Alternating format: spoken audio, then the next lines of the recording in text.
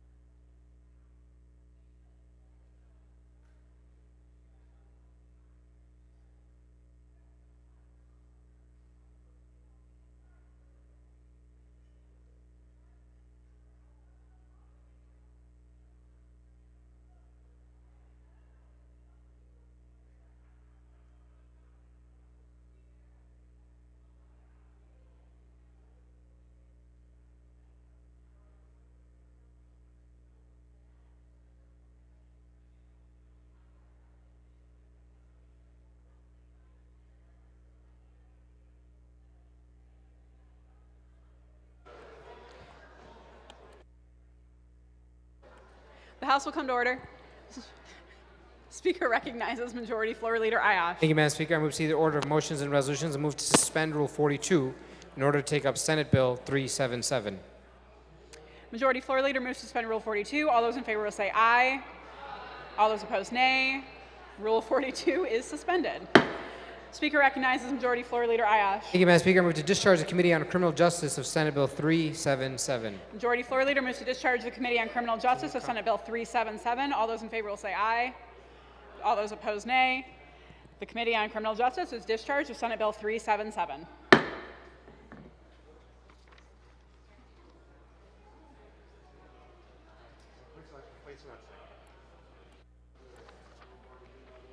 And is placed on the order of second reading.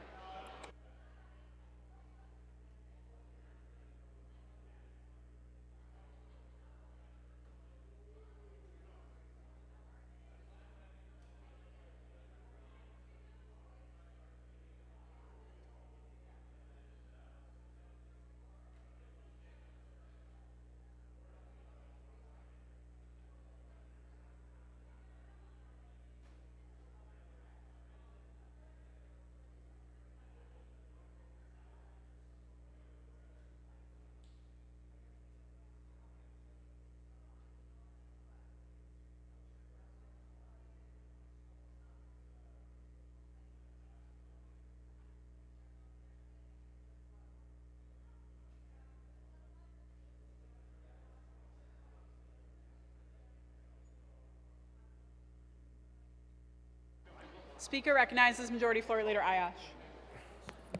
Thank you, Madam Speaker. I move to see the order of motions, continuing the order of motions and resolutions. I move to vacate the enrollment.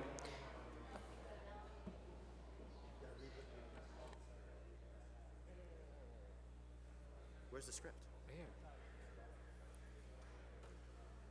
I pursue, no, you,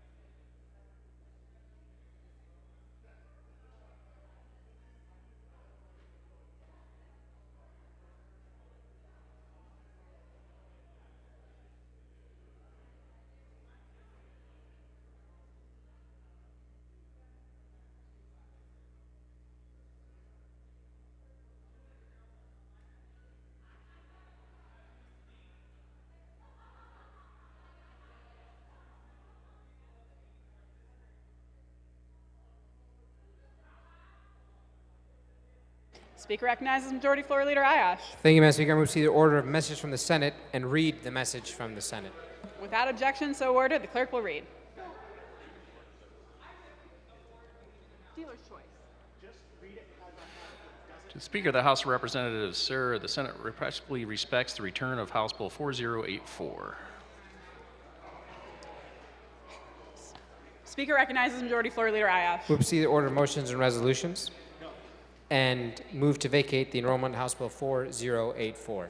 Majority Floor Leader moves to vacate the enrollment of HB 4084. All those in favor will say aye. Those opposed, nay. The ayes have it. The enrollment of House Bill 4084 is vacated. Speaker recognizes Majority Floor Leader Ayash. Thank you, Madam Speaker. I move to grant the Senate's request. Without objection, so ordered. Speaker recognizes Majority Floor Leader Ayash.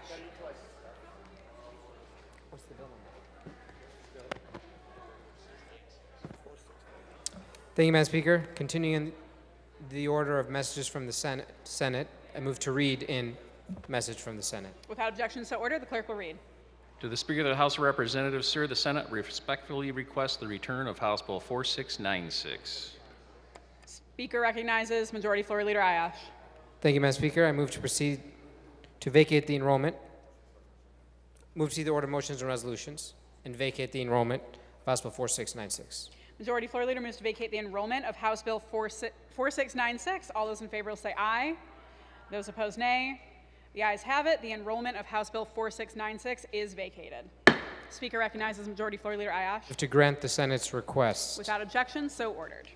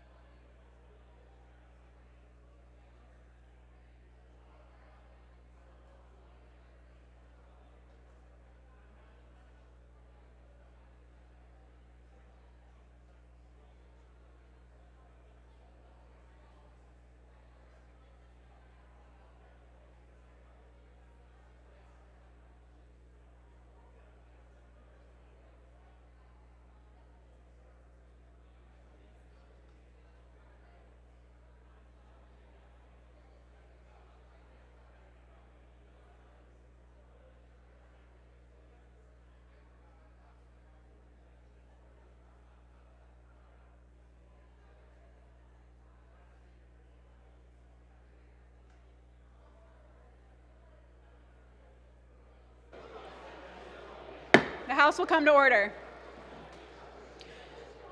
Speaker recognizes Majority Floor Leader Ayash. Thank you, Madam Speaker.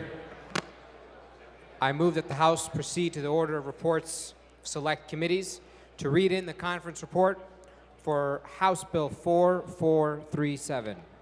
Without objection, so ordered. The clerk will read. The Committee of Conference on the Matters of Difference between the two Houses concerning House Bill 4437 recommends, first, that the Senate recede from the substitute of the Senate as passed by the Senate. Second, that the House and Senate agree to the bill as passed by the House as amended. And third, that the House and Senate agree to the title of the bill. The conference report was signed by Representatives Whitwer and O'Neill and Senators Anthony and McCann. The conference report was not signed by Representative Leitner and Senator Bumstead.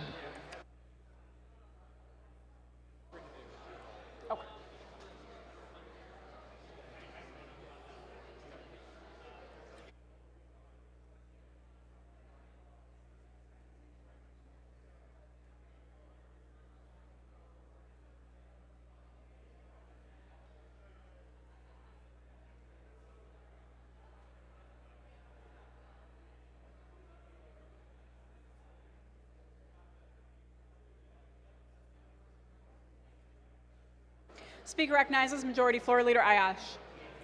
Thank you, Madam Speaker. I move to suspend Joint Rule 9 in order to take up House Bill 4437 at this time. Without objection, the internet requirement is suspended.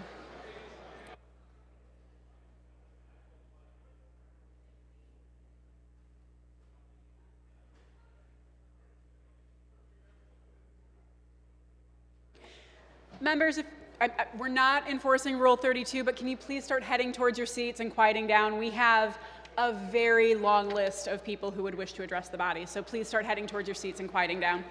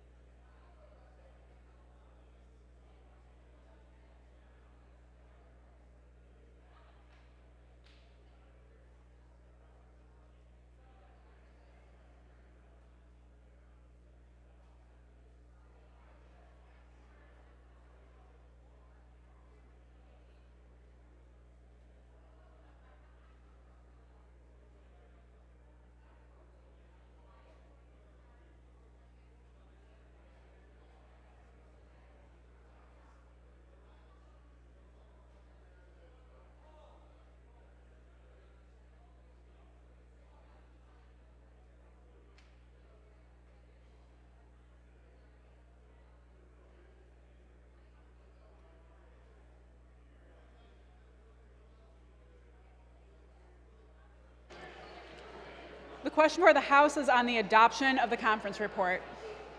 Speaker recognizes Representative Morse.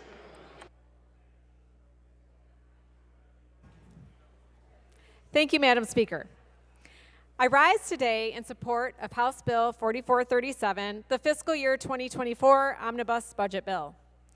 As chair for the subcommittee for the Department of Health and Human Services, it was my honor to help craft a budget for the state of Michigan that invests in our state and our people for generations to come. The investments we are making are critical to improving health outcomes statewide, ensuring we are protecting our most vulnerable people, especially children in the child welfare and juvenile justice system, and expanding access to our behavioral health system. We are providing health and human services to every corner of our state, from a critical access hospital in the Upper Peninsula to a substance use disorder clinic in Berrien County, to obstructive services in the Thumb, to health disparity reduction community health clinics in Detroit, to expanding severe autism services in Kalamazoo. The budget acknowledges that every community has unique needs that this budget works to address. This budget values what our residents need: more behavioral health access, supports for our child welfare system, prioritizing the lives of birthing mothers and babies, and extensive investments in local public health. This budget fulfills basic needs: food, healthcare, safe homes, and clean water. We are leveraging our state dollars in an incredibly effective way, bringing our federal tax dollars back to our state for the provision of so many services. We are well aware that the state is severely lacking in behavioral health providers, a fact that was exacerbated by the COVID pandemic. While unfortunately there is no quick fix for this problem, we are looking at every opportunity to build that workforce. To that end, we are investing in retention and recruitment for behavioral health providers, an accelerated degree scholarship program for social workers, and expanding certified community behavioral health clinics to 19 additional facilities. We are also providing additional resources for mental health care for first responders and a variety of investments in substance use disorder prevention and treatment. Mothers and babies of color continue to die at an embarrassingly high level in the state and country, and our overall rate of maternal and infant death is way too high for a country that supposedly has the best health care in the world. The state of Michigan is working to reverse these failures by continuing significant state investments in maternal infant health, including programs such as the Perinatal Quality Collaborative, Centering Pregnancy, hospital maternal health incentives, and most importantly, eliminating the 5-year Medicaid waiting period for pregnant people. For over a decade, our state has been operating under a consent decree for historic failures in the child welfare system, in part due to chronic underfunding, which we are still working to address. Taking care of our most vulnerable children should be something that we take very seriously, and as such, we are increasing the Child Care Fund to 75% reimbursement for counties to expand juvenile justice programming, providing an 8% increase for foster families, investing in foster care respite services, and supporting our Michigan court-appointed special advocates who advocate for our children during their judicial procedures. Our counties and local governments rely on our help for the delivery of services. We are providing our counties with 50% reimbursement for essential local public health services. We are committing $30 million of ongoing general fund for victims of crimes to account for a substantial reduction in federal and state Victims of Crime Act dollars. We are investing in food supports, such as the Michigan Agriculture Support System and meal delivery program for homebound seniors. Finally, we are investing heavily in safe homes and clean water to ensure residents of the state never again face the problems that have plagued the cities of Flint and Benton Harbor. Madam Speaker, the health and human services provided in this budget are investments that this body can be proud of, as the clear intention is to serve the needs of the people. We are leveraging as many federal dollars as possible and using our state resources wisely to ensure that we are providing quality health care and social services to serve the most in need, as well as care for the general welfare of us all. We have taken great care to consider the greatest needs and address them in a sustainable way. I urge this body to vote yes in support. Thank you. Speaker recognizes Representative Fink. Thank you, Madam Speaker. Madam Speaker, if you stepped outside the Capitol this morning and looked down Michigan Avenue, you could only see about a block before your vision began to be obscured by the smoke from the Canadian wildfires. So it is fitting that we are voting on the budget today because our ability to see what is really here is similarly hazy. In some senses, we spent the last 6 months working on this budget, but of course the bill was only just completed and made available to us a few hours ago, so please forgive me if I can't speak with complete accuracy to each chapter and verse here because I haven't had time to read it all.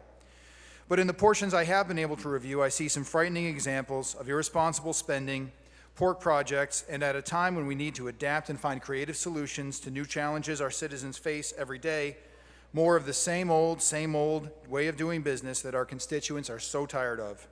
For example, there are millions of dollars set aside not only for public pools, but also for splash pads. The splash pads in the cities I at least understand, but some of these splash pads are apparently going to be placed alongside the shores of Lake Michigan, which I always thought was wet enough already. Additionally, there are surprising deletions of previously standard boilerplate, like the removal of the prohibition on taxpayer-funded abortions. At least the $14 million for the John Ball Zoo is on theme as a very special pet project. Madam Speaker, I urge a no vote, but for any of our colleagues who decline to heed my advice, I invite them to visit me in Hillsdale or Coldwater during the summer district work period, where we can tour some of Michigan's largest hog farms and Michigan's largest pork plant, other than Lansing, that is. Thank you, Madam Speaker. Speaker recognizes Representative Menser. Thank you, Madam Speaker. As a whole, this budget was created with hard work, dedication, and focus on meeting Michigan's future goals and needs. I am proud of the work that went into putting this budget together and that put Michiganders first. There is one specific allocation that I'd like to speak to directly: Selfridge Air National Guard Base. Selfridge is important to House District 61 and to the Tri-County area. The base, which is a key component of our state's disaster response and is also a vital air base for the continued safety of our nation. This base hosts service members from every Guard and reserve component in our nation's military, in addition to active duty Coast Guard and Border Patrol units. It is where many of my community members, their families, and friends work, and where I worked many years ago. The additional funding this budget provides will position Selfridge to compete for and win the placement of a next-generation fighter squadron. That, in turn, will attract even more jobs and investments to the base and to our surrounding communities.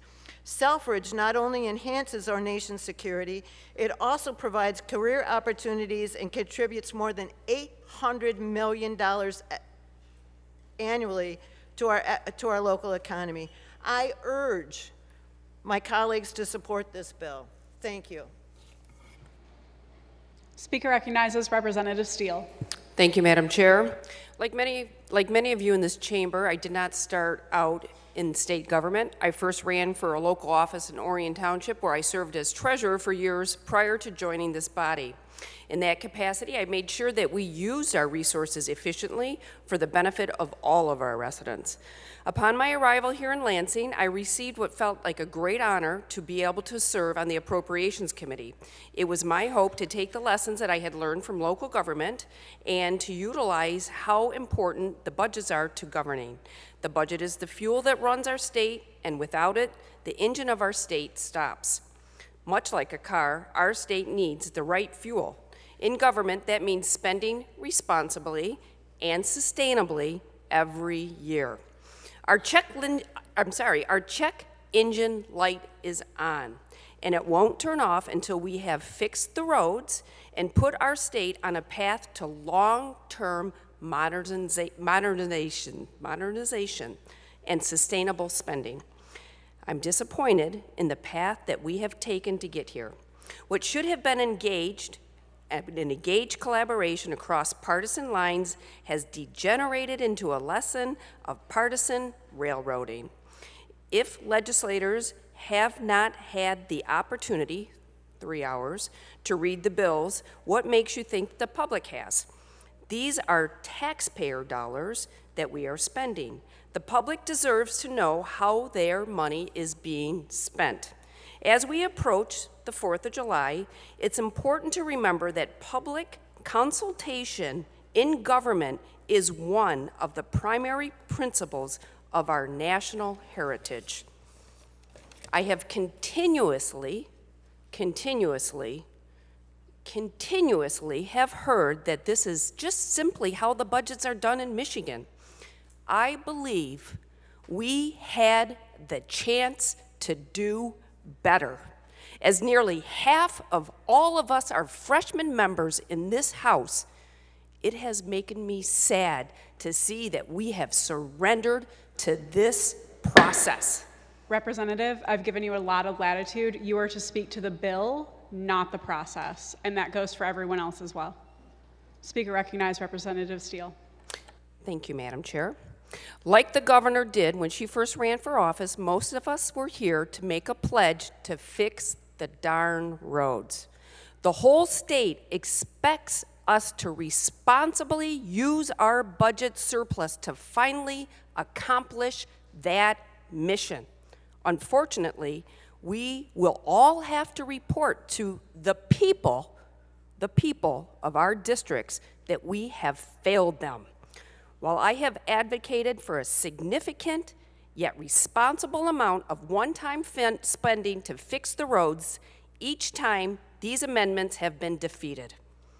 As this budget exists, it falls well short of accomplishing the most fundamental, basic task of our government, which is to fix our roads. This budget falls short of the expectations that have been set by the people who have elected us. This budget lacks transparency. It neglects our infrastructure and fails to value long-term sustainability. I don't believe that any responsible legislator could believe that this budget reflects our values. I urge you, colleagues, this is the opportunity to vote no. Thank you.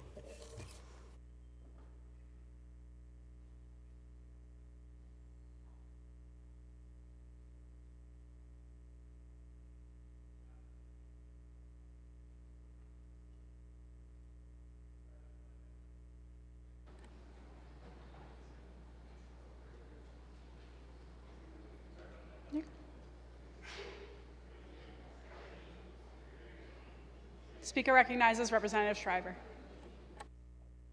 Thank you. Section 224 of the 2022 budget was taken out of this budget. This allows our government to open the door for vaccine mandates for government services. It opens the door for vaccine passports. It opens the door for a public database of your private vaccine status. It opens the door for vaccine mandates to get a job, also removed. You want a vaccine exemption? That's gone. Your doctor cites a vaccine may be detrimental to your health. That's not in there anymore. You have a written statement that you can't get the vaccine because of a religious conviction. That's gone. I can't in good conscience vote for this bill, and I encourage my colleagues to do the same. Thank you.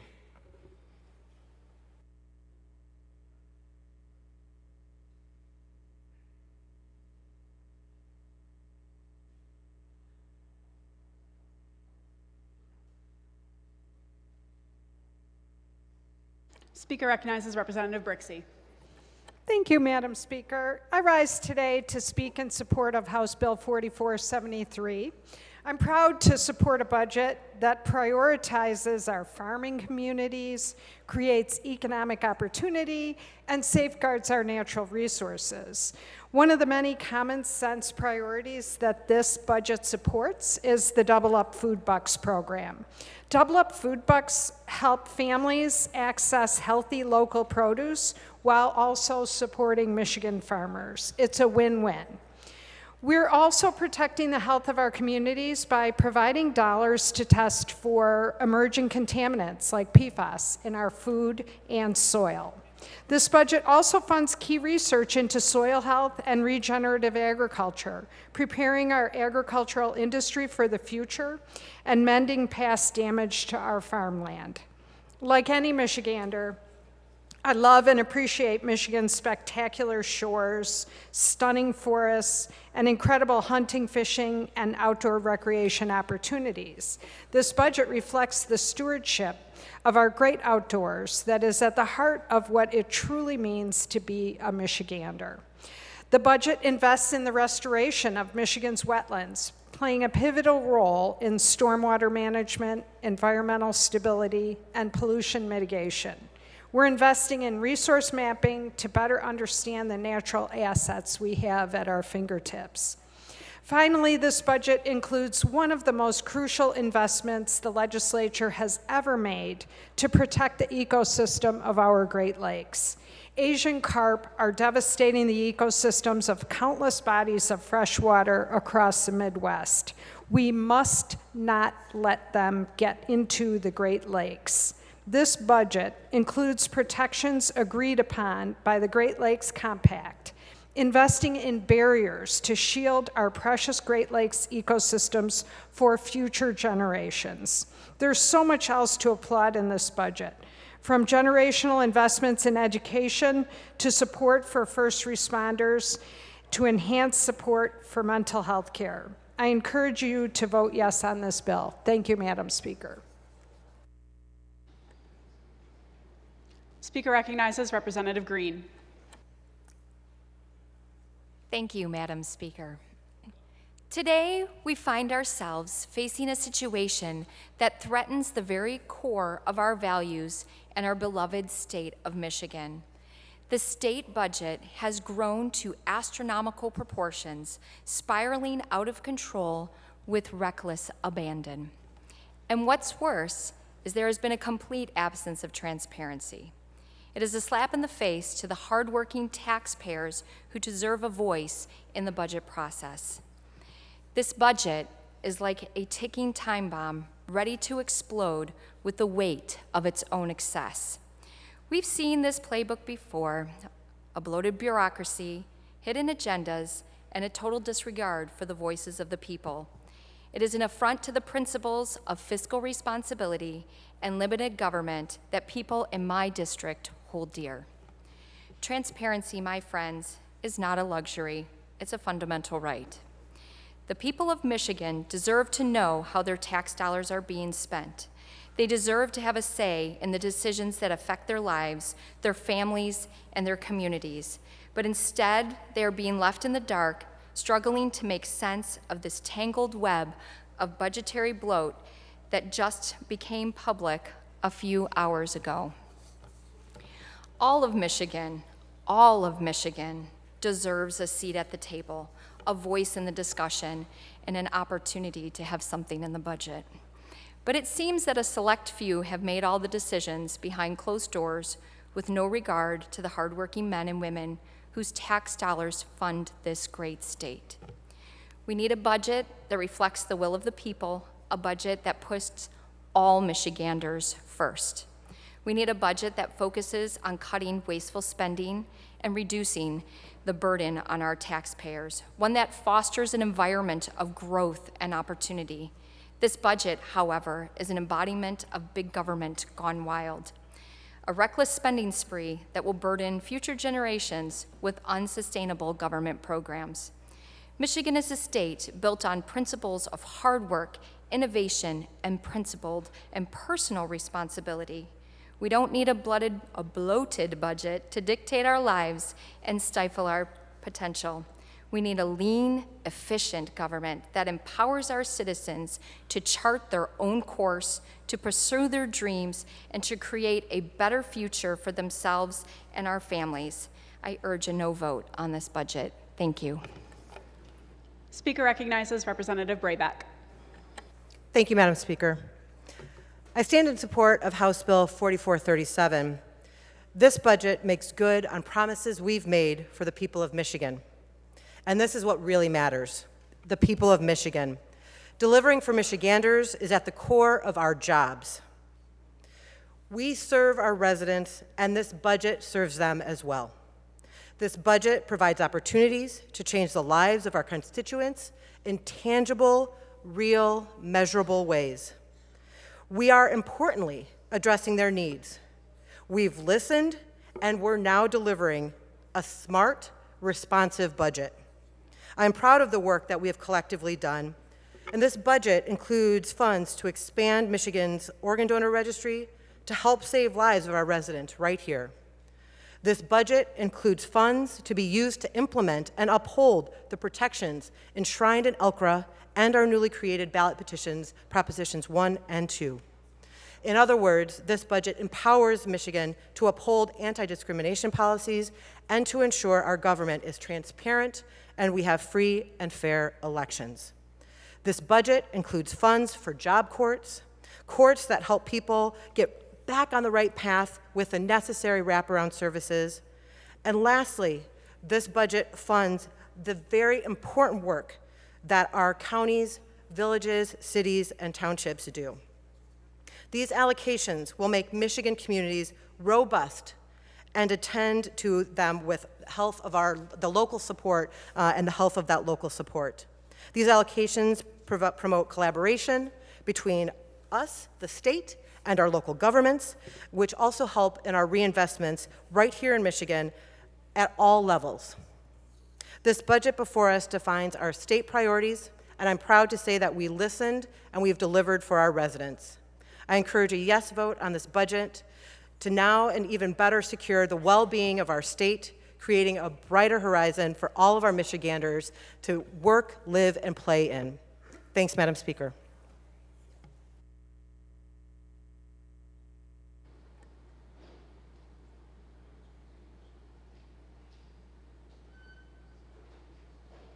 Speaker recognizes Representative Hood.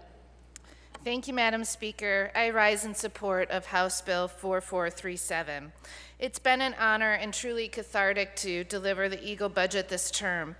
A special thanks to our House fiscal team, the Dem policy and appropriations teams, my Senate and administration counterparts, my amazing vice chair in the 14th District, the MVC from the 96th District, and the amazing staff of the 81st House District.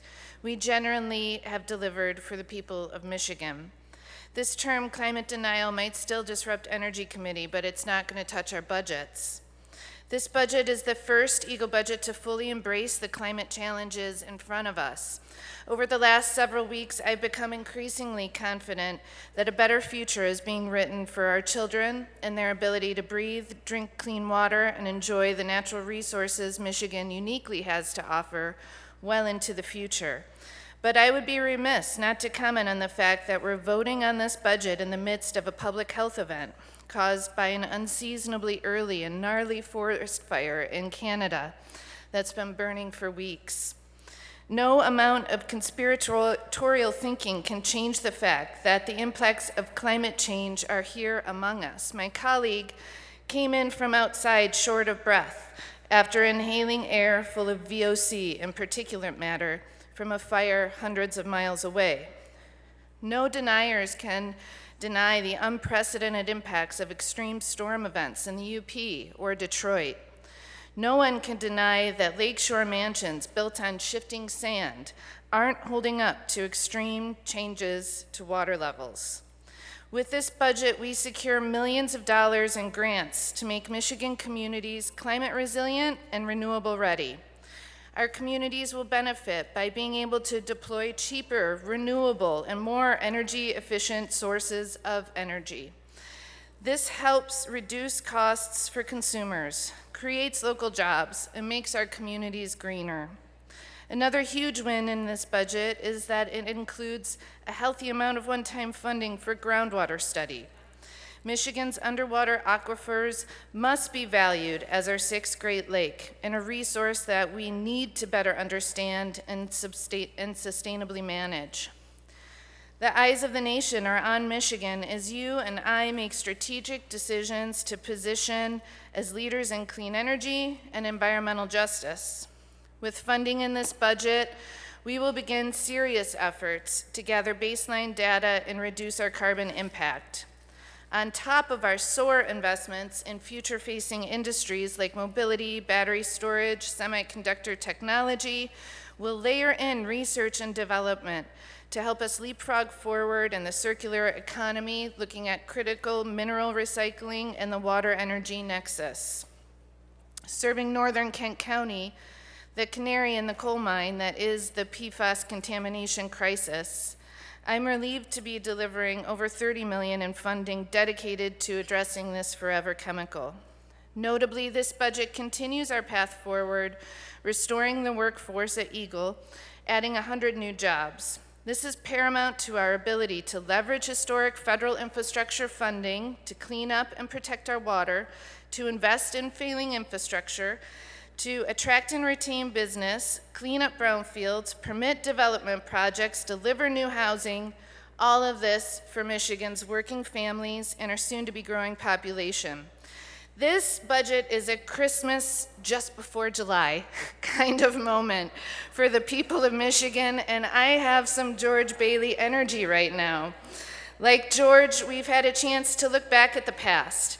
We found new gratitude for the opportunity to fight hard for our communities and deliver a cleaner, healthier future.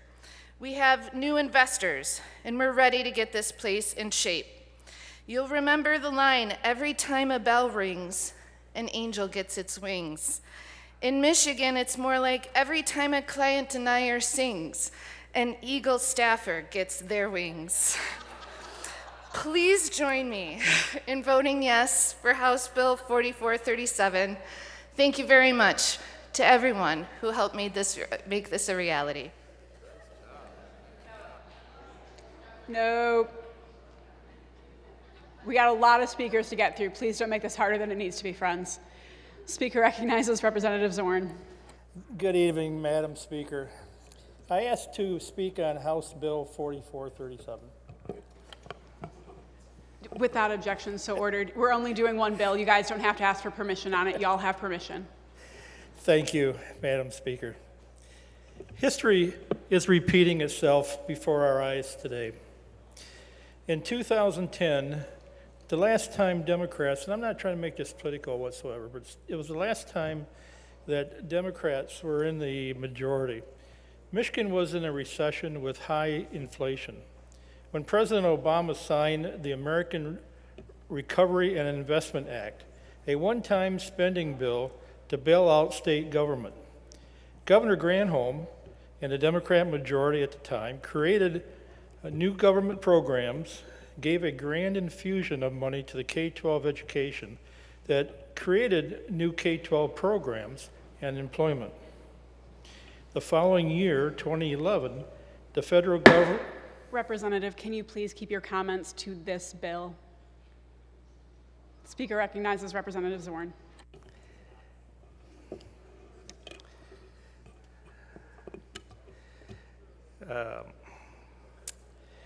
Okay.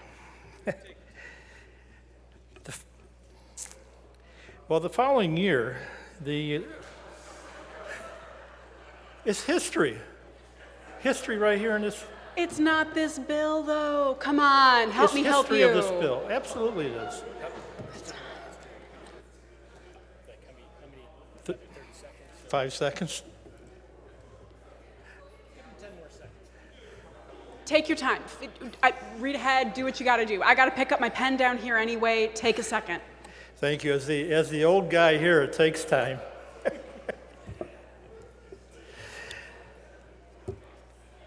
The new K-12 programs could no longer be funded. The legislature had to reduce this budget, and school administrators and teachers are calling their legislators to find money to continue. Representative. For like real or?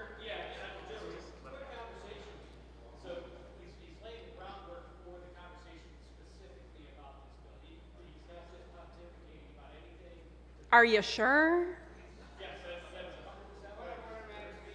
Speaker recognizes Majority Floor Leader. Last I checked, each individual member can speak for themselves. So I would appreciate it if my counterpart will allow his member to speak and you to be the chair.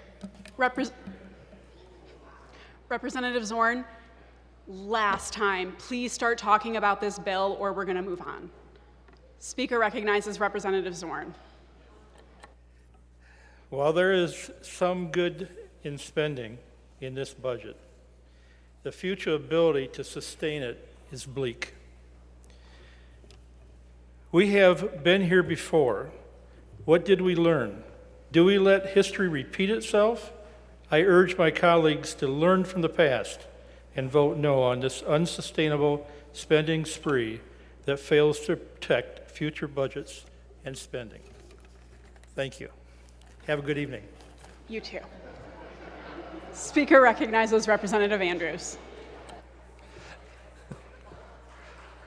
No, guys, come on now. They can't do it, you can't do it. No clapping, knock it off. Speaker recognizes Representative Andrews. Thank you, Madam Speaker. Today, I rise on behalf of my constituents in District 38 on one item in the budget in particular that hits close to home for me. The critical funding to repower the Palisades nuclear plant in Covert is yet another step towards a greener, more reliable energy grid for Michigan and for the entire country. In a time when weather disasters are becoming more frequent and our energy grid is, at best, unreliable, we must do everything we can to ensure that Michiganders have access to safe, dependable energy resources. Repowering the Palisades nuclear plant is an economic investment with immeasurable benefits for generations to come. Repowering will protect 600 high-paying jobs plus an additional 1,100 jobs during outages and refueling. These jobs are generally and broadly good-paying union jobs that provide amazing benefits and family-sustaining wages in a region that is generally hard-pressed for great economic development opportunities. On top of the amazing workforce opportunities, once fully powered, the plant can produce more than 800 megawatts of reliable and clean power. That's enough for 800,000 homes and small businesses, as well as the equivalent of roughly all of the solar and wind currently installed across the state. While we may not all agree on the existence of climate change, I think we can all agree that we have a problem that requires an immediate solution. And as everybody's been talking about walking outside today and breathing in the air, I think we really all should agree on climate change. Madam Speaker, the budget is chock full of smart investments for my district and every district in our state. I am honored and excited to vote yes on this bill, and I encourage all of my colleagues to do the same. Thank you. Speaker recognizes Representative DeBoyer. Thank you, Madam Speaker. You know, this should be a great day for the state of Michigan. We came into this year with nearly a $10 billion budget surplus. We've got $81 billion to spend. This budget alone is somewhere near $60 billion.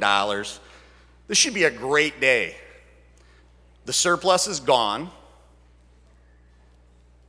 and we're going to spend $60 billion on what should be infrastructure, bridges, water lines, all of the critical sewer infrastructure, retention, acquisition of more law enforcement, first responders. But instead what we do is we take the money in this budget and we spread it. It's 96,000 square miles in size and it's 1 inch deep. It doesn't fund things to a level on an individual basis to solve any problems. The roads won't be fixed with this. Our infrastructure won't be repaired with this. It creates long-term liabilities with one-time spends. So what'll happen is it'll send us on a path where we're gonna say, my goodness, we're in a financial crisis. What do? Do we raise taxes? Do we cut benefits? Those are the things we're headed down. As one of my distinguished colleagues said, you better believe it. This is Christmas in July is what this is. This is bloat, this is pork, this is special interest, this is pet projects. Heck, we got a pet project going into District 29. We don't even know what the project is. It isn't listed, but we're gonna send $50 million there. It's out of control. We're ranked 39th in the state in education, but we're gonna earmark $8 million to send fourth graders to state parks. We're gonna create 1,000 new full-time state employees. 1,000. It's out of control. We haven't spent enough for roads. We haven't spent enough for bridges. We haven't spent enough for police recruitment. But what we have done is we've weakened the requirement for reporting on in-person working or not remote working. We require the Michigan State Police to recruit more diverse police force. I'll be honest with you, I would prefer a qualified police force. This eliminates the walk-in Secretary of State service. This eliminates any notification from the Secretary of State's office with regard to mass mailings. It puts $500 million in a SOARS fund with no oversight by the legislature. It also puts $225 million into paying off teachers' student loans. Why teachers? Why just teachers? This budget is bloated, it's out of control, it's wasteful, it's irresponsible. You know, Ayn Rand is an author that wrote a book called Atlas Shrugged. And here's the deal. There are looters and there are producers. So as we vote on this bill, you have to decide who you are. I cannot support this bill. Okay. Speaker recognizes Representative Churches. Thank you, Madam Speaker.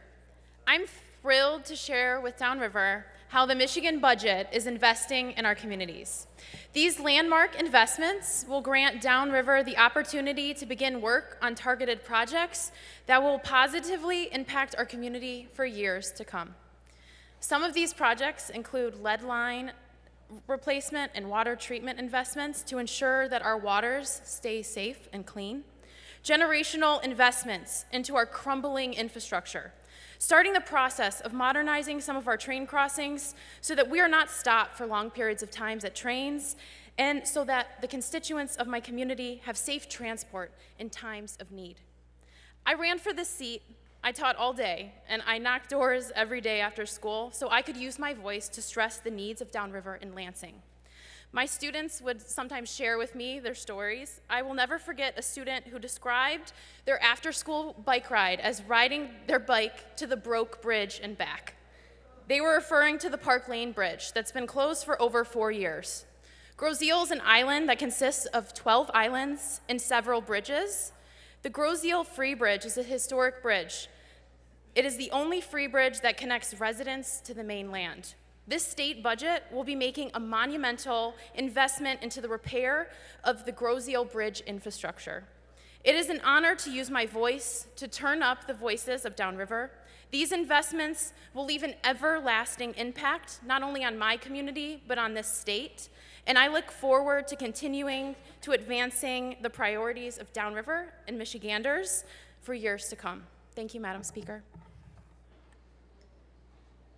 Speaker recognizes Representative Van Workum. Thank you, Madam Speaker, sorry. As we learned yesterday, President for this chamber, rightfully or wrongly, guides our decision making. The spending today in this bill is certainly unprecedented. I want to make sure that our citizens and those that have an interest in this bill know that this is an outlier. This will not establish the precedent for our budgets. It cannot. It will not. When those come to our office advocating for spending, do not point to 2024. I recognize that this budget includes federal dollars, which is a big portion of this budget. But previous budgets that included those federal dollars emphasized infrastructure, emphasized reducing debt, emphasized one-time funding, so that would be sustainable. While the analysis that we receive says that a lot of these programs are one-time, they sure do smell programmatic. And there are definitely winners in this budget. As we comb through this with the 3 hours we've given, we've totaled up $143 million just for the Lansing area alone, and we're still counting. There are good things in this budget. And seeing the previous budgets, this budget could have been much worse. But we can do better, and the way we do it is by working together. Thank you, Madam Chair.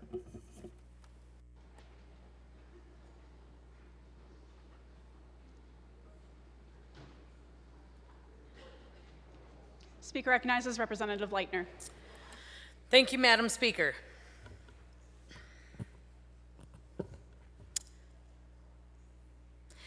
This budget bill may not be perfect, and it may not invest every dollar exactly how we would have, given the opportunity.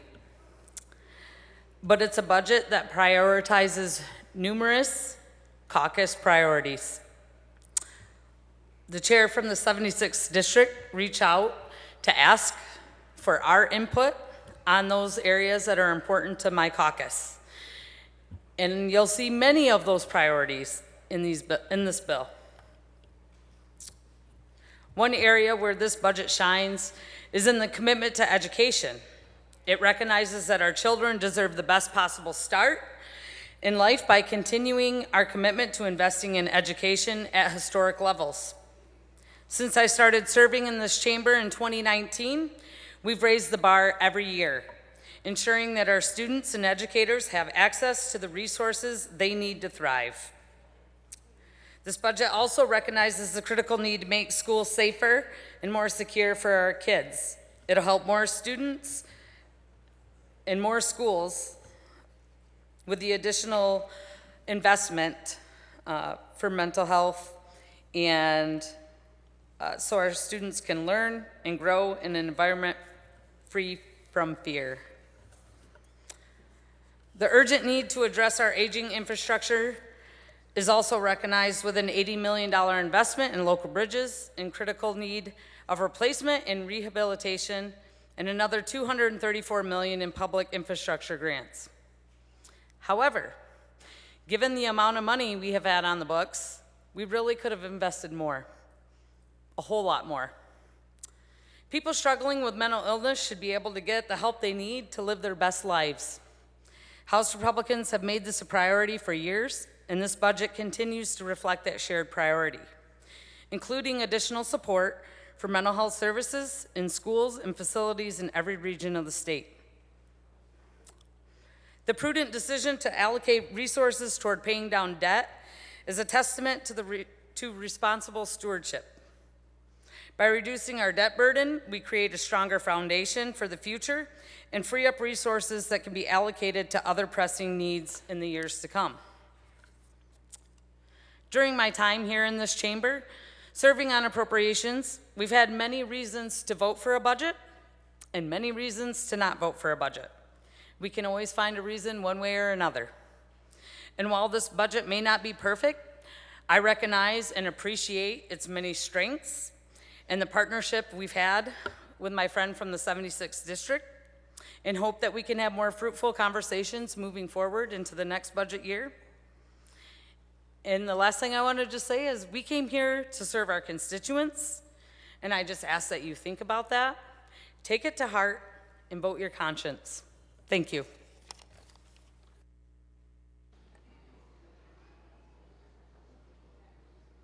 Speaker recognizes Representative Beeler. Thank you, Madam Speaker. Our job here in Lansing is difficult.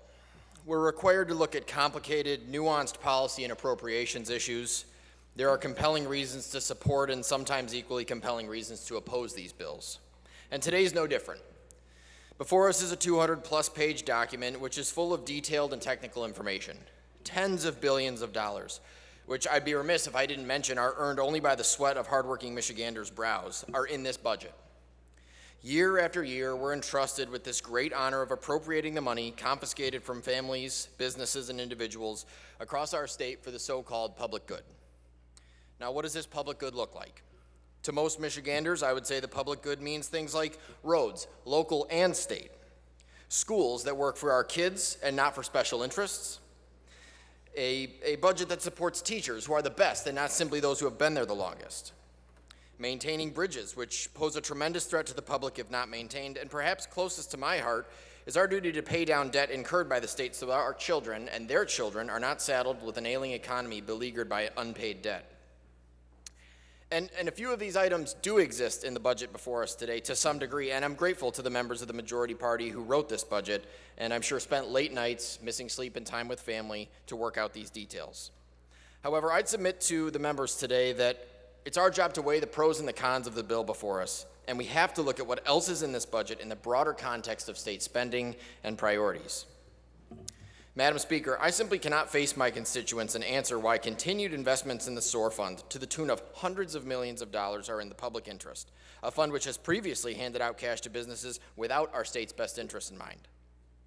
I can't explain to them why we need $100 million for contamination site remediation, but only for those sites in disadvantaged communities, the definition of which seems to be elusive. I can't explain to them why we need $1 million, more than most Michiganders' retirement funds will ever reach, for a sentencing commission simply to do the job that we, the legislature, sitting around the table can do.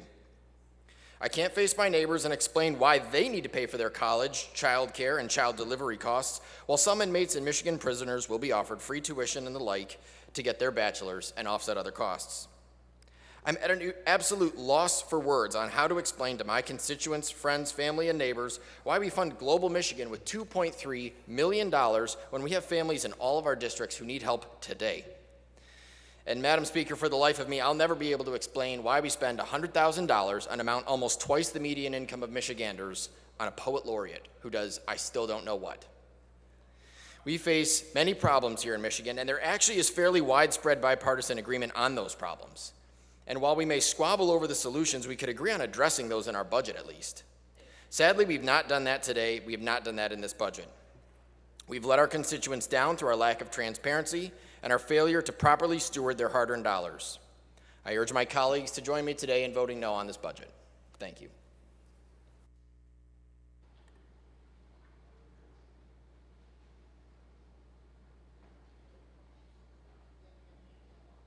Speaker recognizes Representative Whitwer. Thank you, Madam Speaker. Developing a budget for a state of 10 million people is no small task.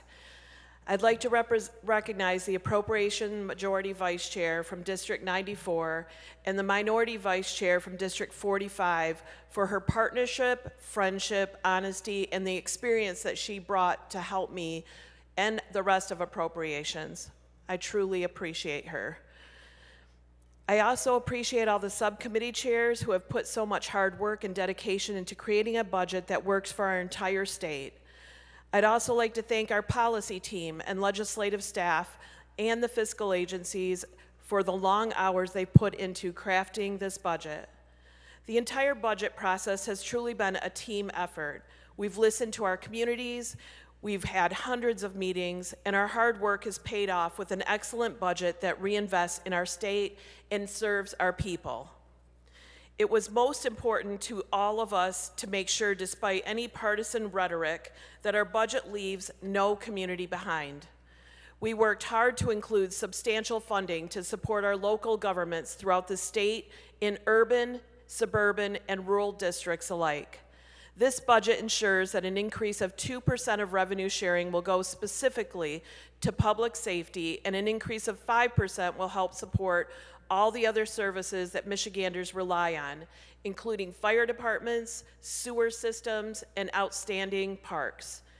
We're enhancing public safety throughout the state by graduating 50 state troopers, improving police training, and improving our forensic ballistics system to help police solve more crimes. At the same time, we're devoting additional funding to fight crimes in the areas most impacted. I'm proud of the way that this budget shows up for first responders. We're providing them with the support they need, including additional mental health care to help them cope with the life or death challenges that they face while serving and protecting us. As the headlines tell us, Michigan's population has been shrinking, but the impact of these demographic changes have been felt especially in rural communities. Our budget promises to expand our rural labor force through substantial investments in a program that my partner on the other side of the aisle is very proud of, Future Farmers of America, and other programs that promise to power Michigan's agricultural economies. We're lowering barriers to adult learners throughout the state by making skilled trades training more accessible and providing additional funding for programs like Michigan Reconnect. Funding for the Michigan Achievement Scholarship will enhance educational opportunities for low-income and middle-class students alike. Combined with the school aid budget's outstanding investments into special education, support for at-risk youth, and increase to the foundational allowance, this budget support for students will help our state build toward an even brighter future. Our investments will improve our workforce and strengthen Michigan's long-term economic prospects. Our budget prioritizes the health of every Michigander. It expands services for vulnerable populations, including perinatal and maternal care, Meals on Wheels, and support for foster families. We're also supporting those who suffer with mental illnesses with substantial increases for mental health care. Our budget expands our behavioral health care workforce through increased funding for recruitment and retention, and will support the education of more social workers. We're investing in 19 additional certified community behavioral health clinics throughout the state. And this is all in addition to the school aid's robust funding for school mental health professionals. Communities from Southeast Michigan all the way up to the UP have lost millions from water infrastructure failures. We're finally using unspent federal dollars from the American Rescue Plan Act to repair roads, bridges, and dams throughout the state instead of sending those dollars back to Washington, D.C. We're investing right here in Michigan to make a difference that Michiganders can see and feel in their everyday lives. Through the hard work of chairs, vice chairs, and our excellent policy and legislative teams, we've made these transformational investments, all while paying down debt and making a substantial deposit into our rainy day fund. As my colleagues and I worked on this budget, I met countless constituents from across the 76th district, which is very diverse. Some were Lansing residents worried about crime. Some were rural farmers who wanted access to broadband. Some voted for me, some didn't. But I listened to everyone. Our colleagues right here in this chamber did the same. Together, we've created a budget that reinvests in every Michigander. Our budget supports the common sense priorities that will make a difference in the lives of Michigan residents across the entire state. This budget is for the people of Michigan, and I say it every time I speak, which isn't often. We are here because of the people, and we are here for the people. I encourage my colleagues to vote yes. Thank you.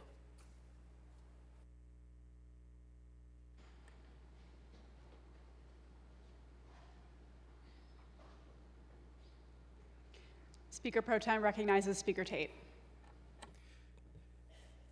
Thank you, Madam Speaker. Since taking office in January, we ushered in an era of state government that puts people first. Today, we are going to deliver on a plan for the people of this great state. We are reinvesting in Michigan. We are prioritizing investment in our local communities, which has been the focus of effort for every member in this chamber. Michigan has been sitting on hundreds of millions of dollars in one-time funds from the federal government. And today, we will deploy those funds to facilitate improvements all across the state of Michigan for our constituents.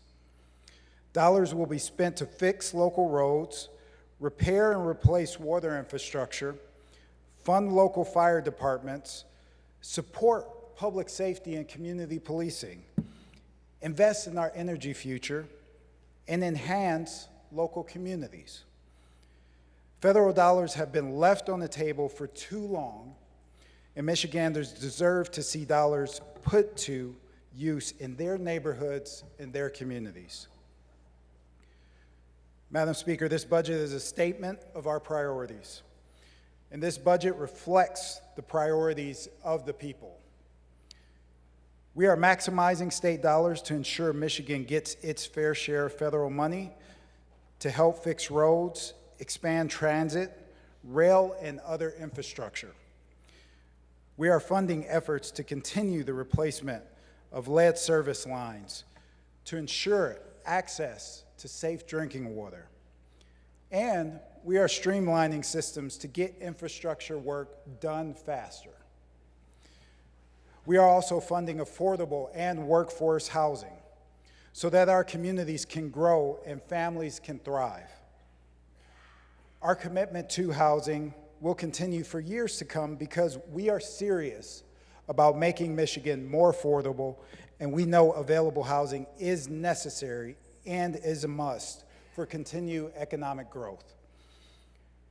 We want safe and strong communities. That's why we're increasing the number of state troopers working to keep Michigan safe.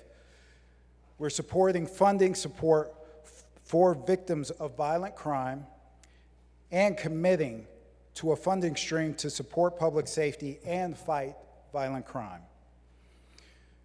We are also investing in the health and well-being of residents by expanding support for new and expecting mothers, increasing wages for direct care workers, improving access to essential health services under Medicaid, and including funding for health centers, mobile health units, and other vital treatments.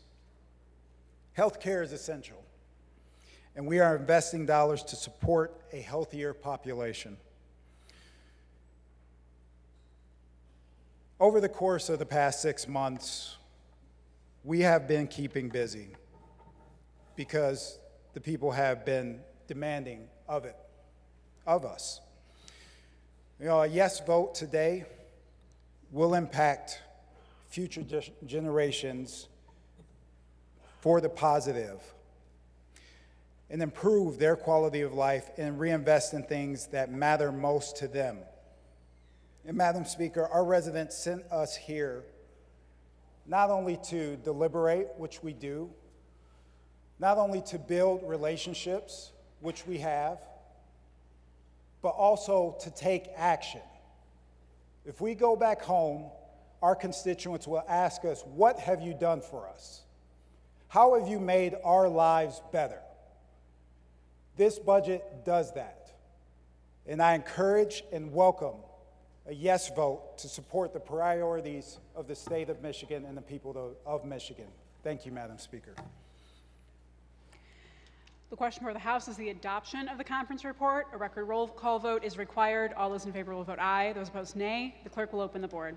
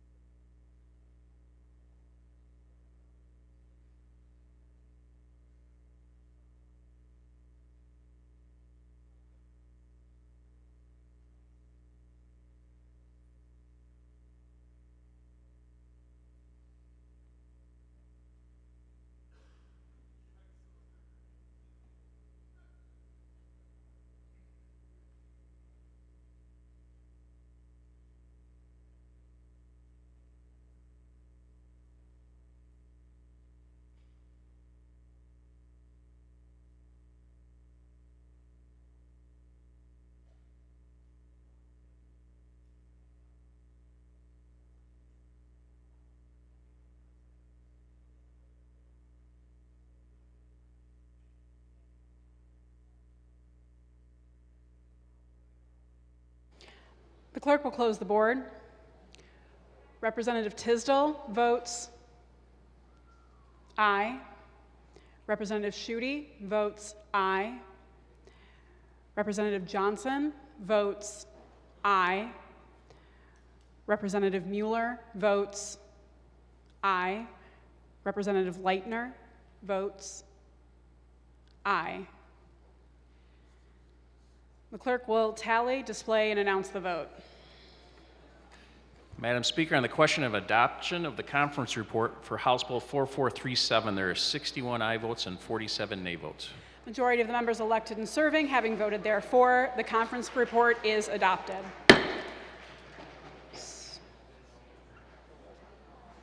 Speaker recognizes Majority Floor Leader Ayash. I move for immediate effect. Majority Floor Leader moves to immediate effect. All those in favor? Oh, it already has immediate effect. Never mind. But thank you anyway.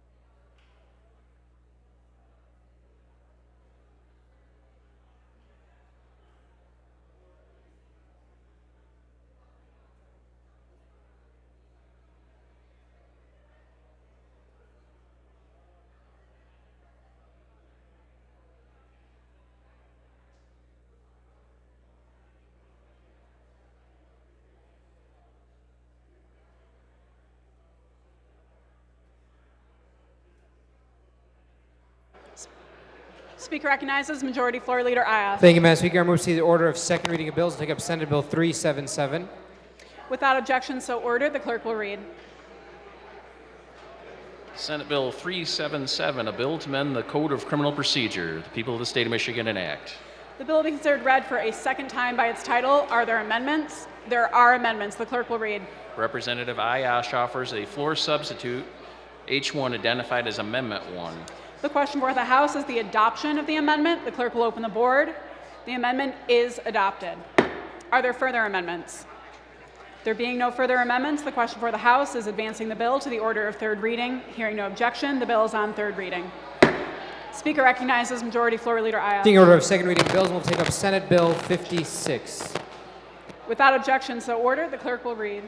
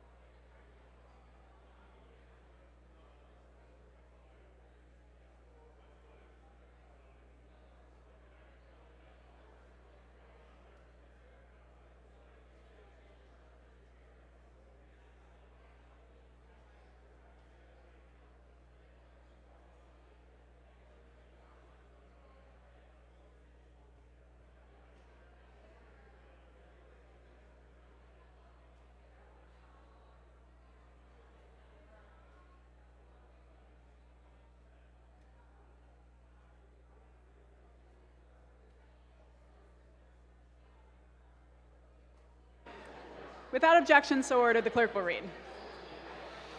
Senate Bill 56, a bill to amend the Michigan Penal Code. The people of the state of Michigan enact. The bill be considered read for a second time by its title. Are there amendments?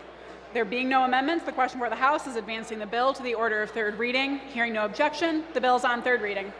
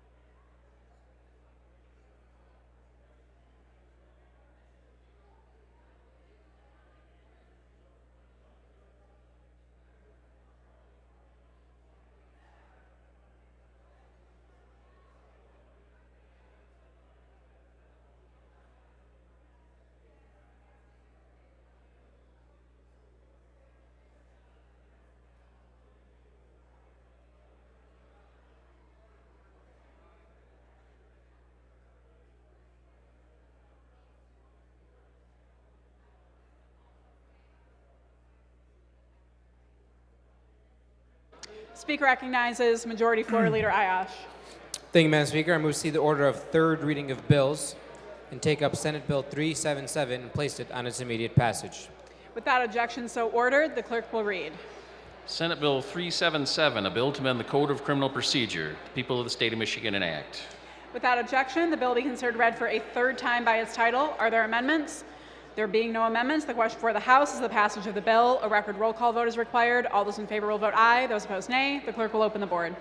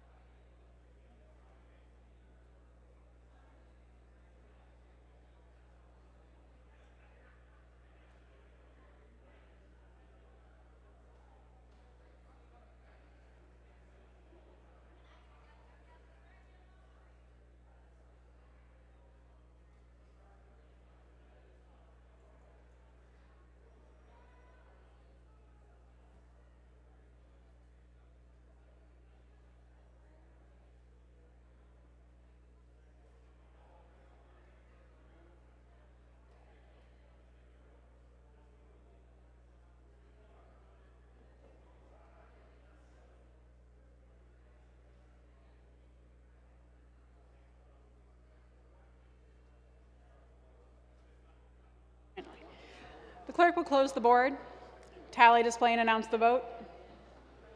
Madam Speaker, on the question of final passage of Senate Bill 377, there are 56 aye votes and 52 nay votes. The majority of the members elected and serving having voted therefore, the bill is passed.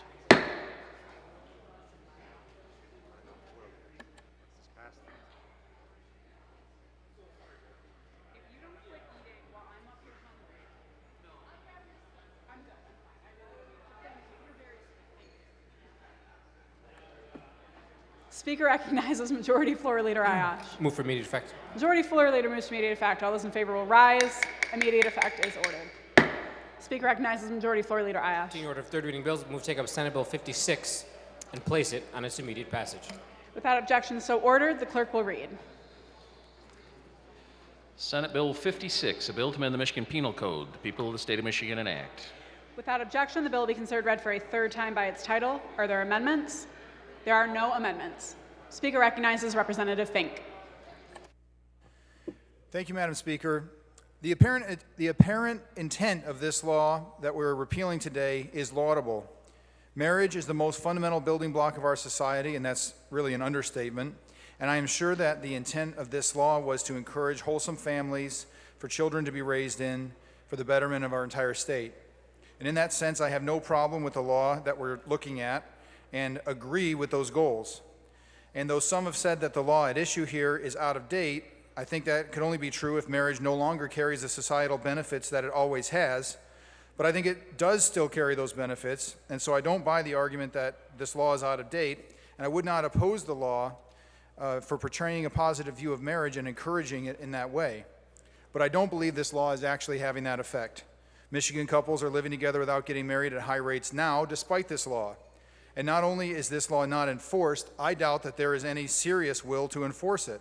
So if we're relying on this law to set an example for marriage, our reliance has clearly been misplaced. And when we leave a law on the books that we have no intention to enforce, we turn that law into a lie. And that is a very dangerous thing. For that reason, I will vote yes on Senate Bill 56. Thank you, Madam Speaker.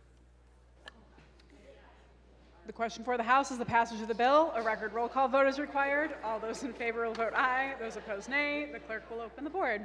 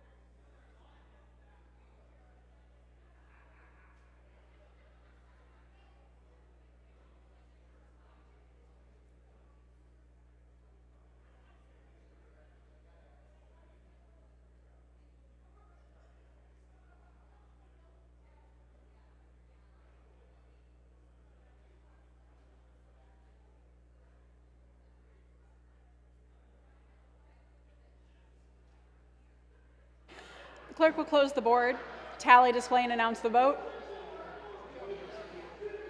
Madam Speaker, on the question of final passage of Senate Bill 56, there are 82 aye votes and 26 nay votes. Majority of the members elected and serving having voted therefore, the bill is passed. Speaker recognizes Majority Floor Leader Ayash. Move for immediate effect. Majority Floor Leader moves to immediate effect. All those in favor will rise. Immediate effect is ordered.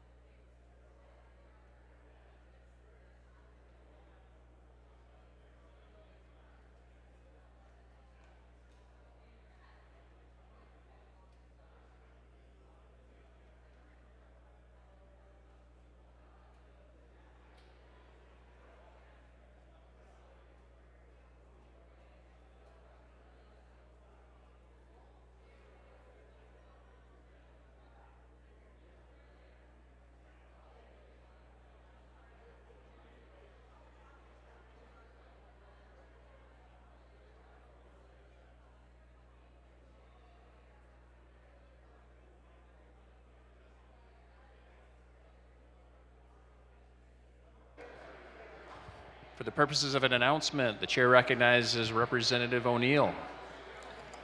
Thank you, Mr. Clerk. Democratic colleagues, caucus call. Democratic colleagues, caucus call. Speaker's Library.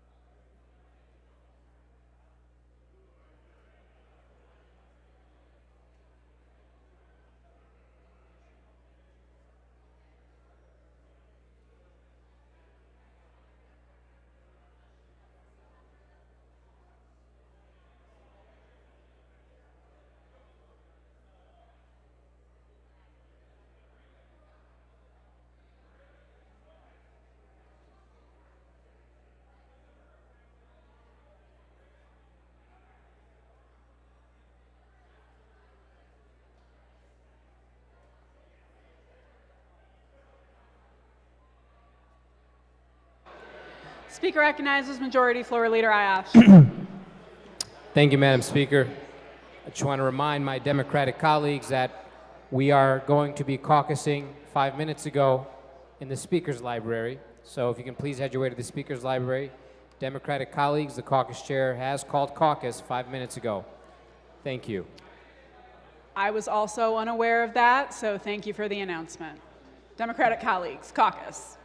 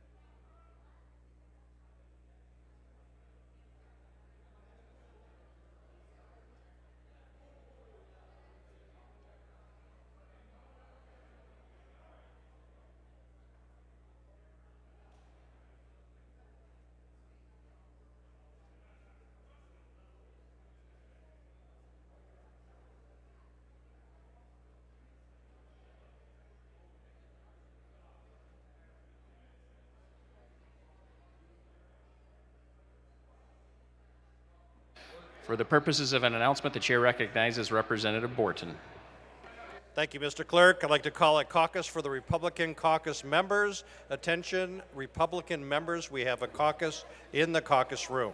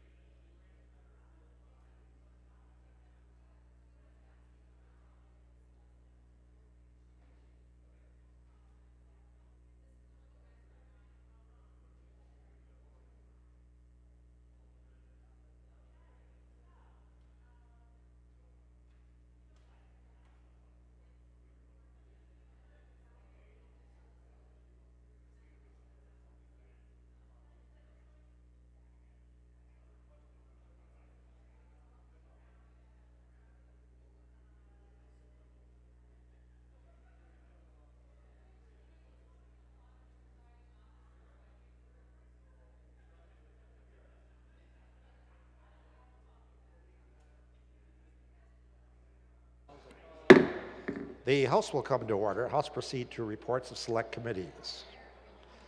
To the Speaker of the House of Representatives, sir, I herewith return to the House House Bill 4437. The Senate has adopted the report of the conference committee in order that be given immediate effect. Bill is referred to the clerk for enrollment printing presentation to the governor. Messages from the Senate. Messages from the Senate.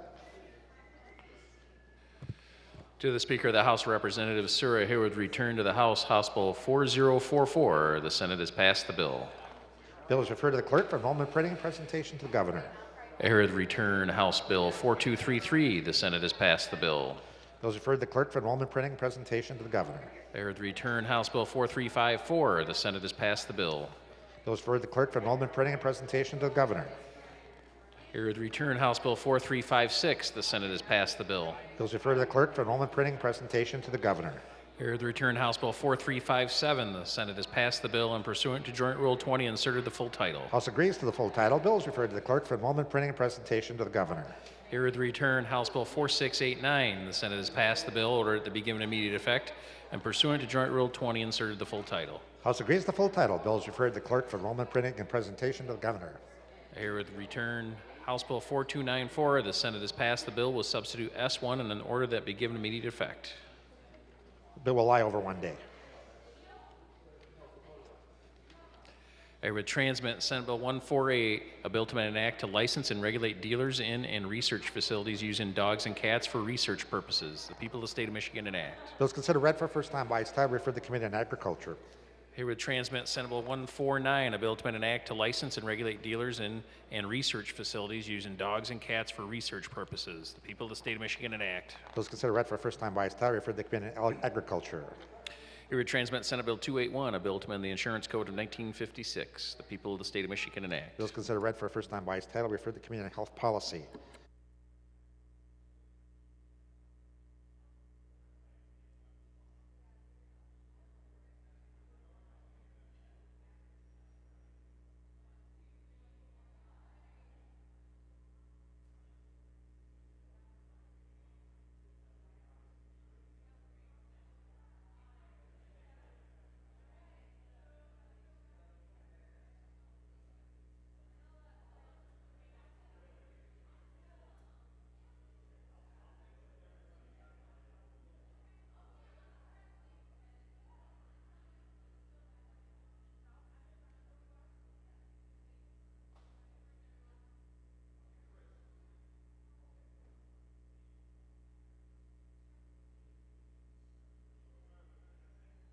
Announcements by the clerk of printing and enrollment.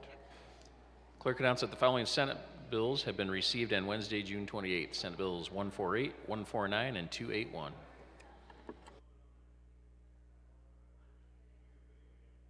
The House will stand at ease.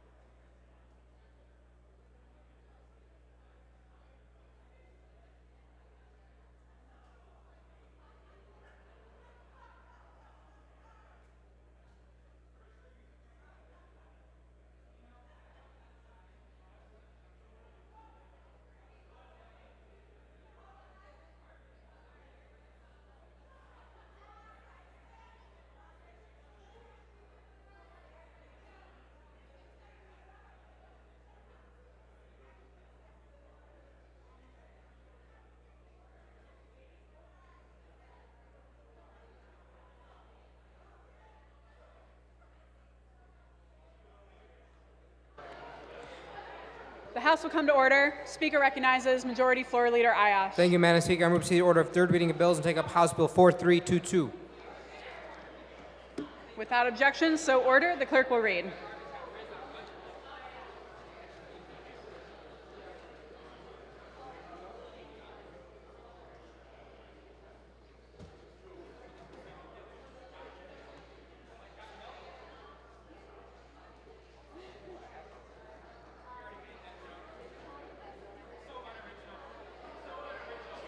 House Bill 4322, introduced by Representative Coleman, a bill to amend the Michigan Regulation and Taxation of Marijuana Act, People of the State of Michigan, and Act.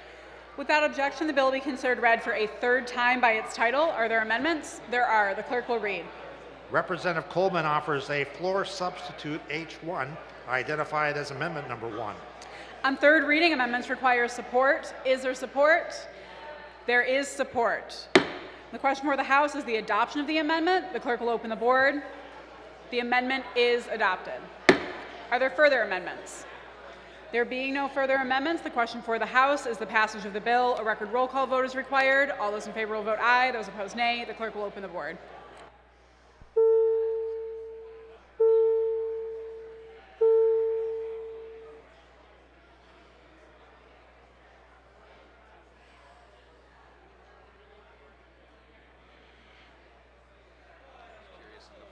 Yeah.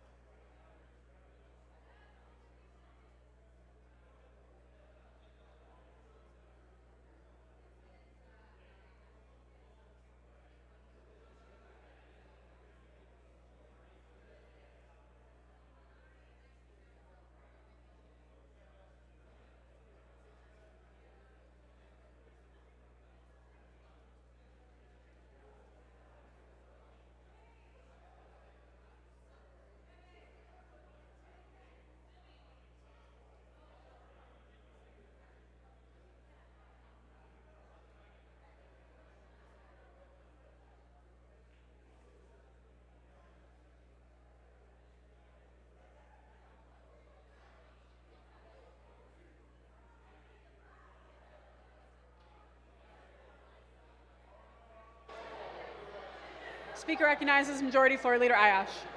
I move to clear the board. Without objection, so ordered. Members, knock it off.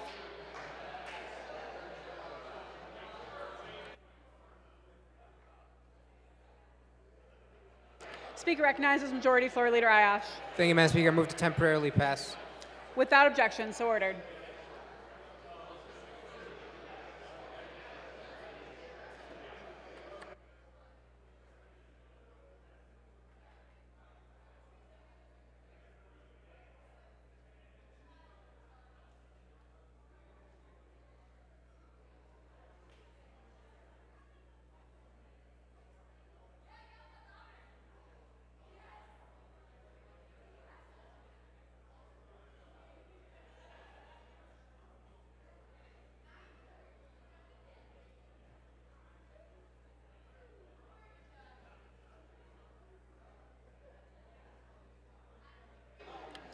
Speaker recognizes Majority Floor Leader Ayash. Madam Speaker, I move to proceed to order of messages from the Senate and take up House Bill 4696. Without objection, so ordered. The clerk will read. To the Speaker of the House of Representatives, sir, I herewith return House Bill 4696. The Senate has passed the bill with substitute S1 and pursuant to Joint Rule 20, inserted the full title. The question for the House is concurring.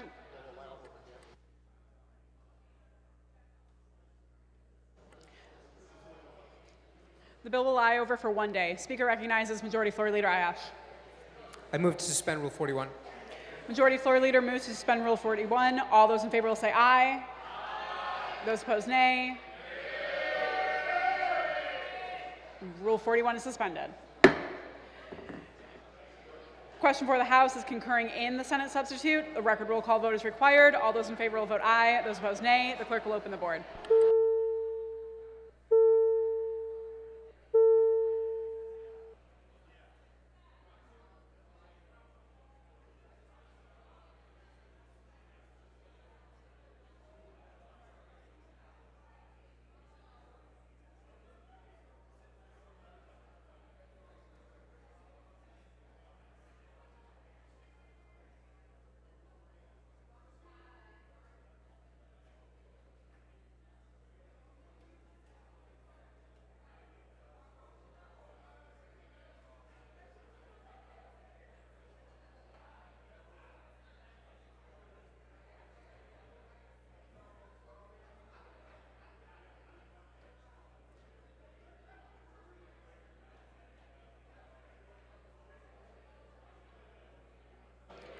The clerk will close the board, tally, display, and announce the vote.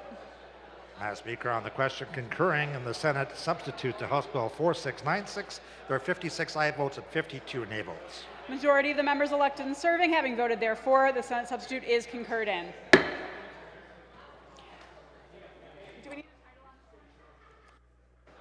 The House will agree to the title of the bill. The bill is referred to the clerk for enrollment, printing, and presentation to the governor.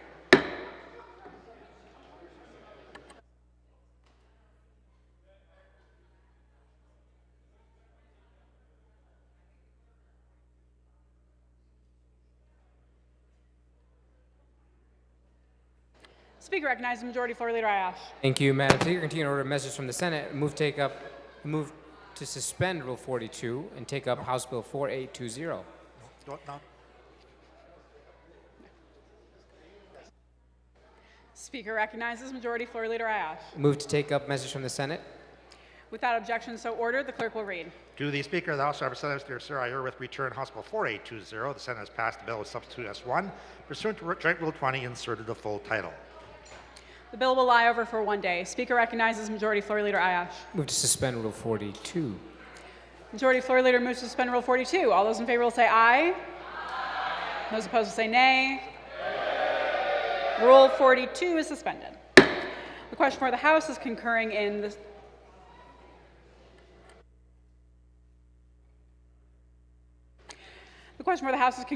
Senate substitute. A record roll call vote is required. All those in favor will vote aye. Those opposed nay. The clerk will open the board.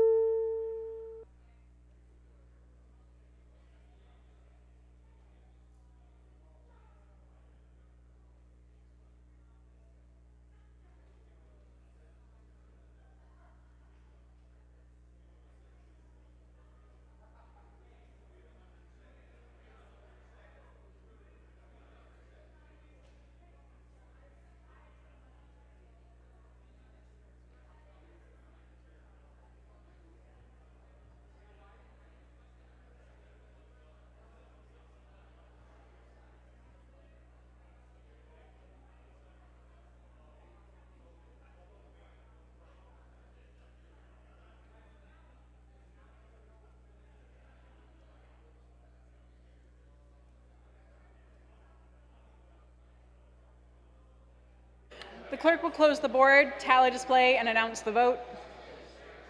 Madam Speaker, on the question concurring in the Senate substitute, House Bill 4820, there are 56 aye votes and 52 nay votes. Majority of the members elected and serving having voted therefore, the Senate substitute is concurred in. The House will agree to the title of the bill. The bill is referred to the clerk for enrollment, printing, and presentation to the governor.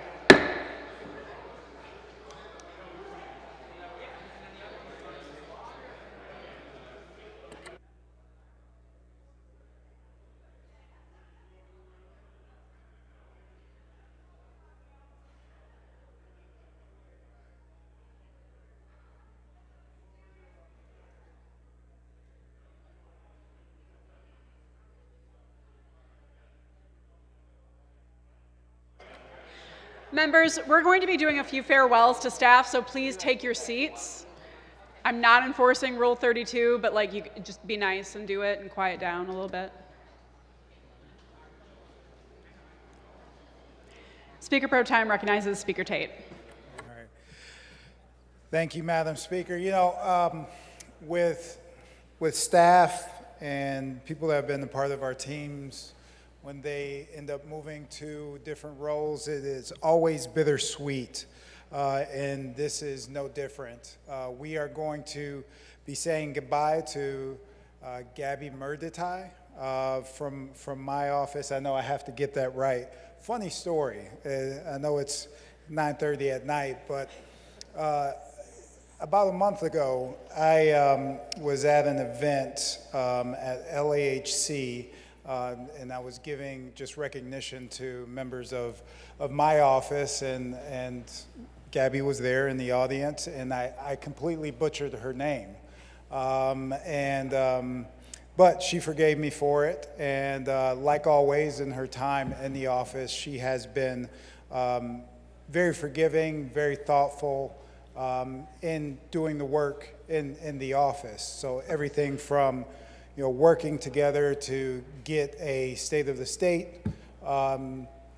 organized and off the ground and done flawlessly, to supporting the Chief of Staff and her work to ensure that the chamber is operating effectively and efficiently. So we will certainly miss Gabby. She will not be going far from us, but she will not have as much time here in the chamber. So, Madam Speaker, just want to recognize her and the work that she's done for this chamber and also for the people of Michigan. Members, please join me in thanking Gabby for her service to the Michigan House of Representatives.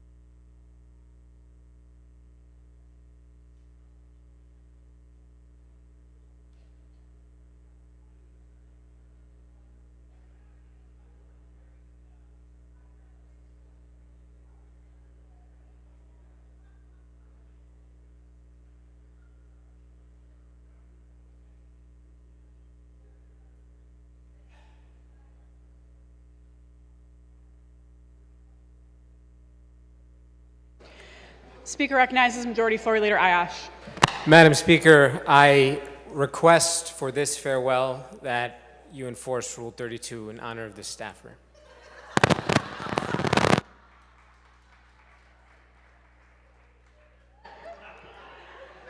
Barron.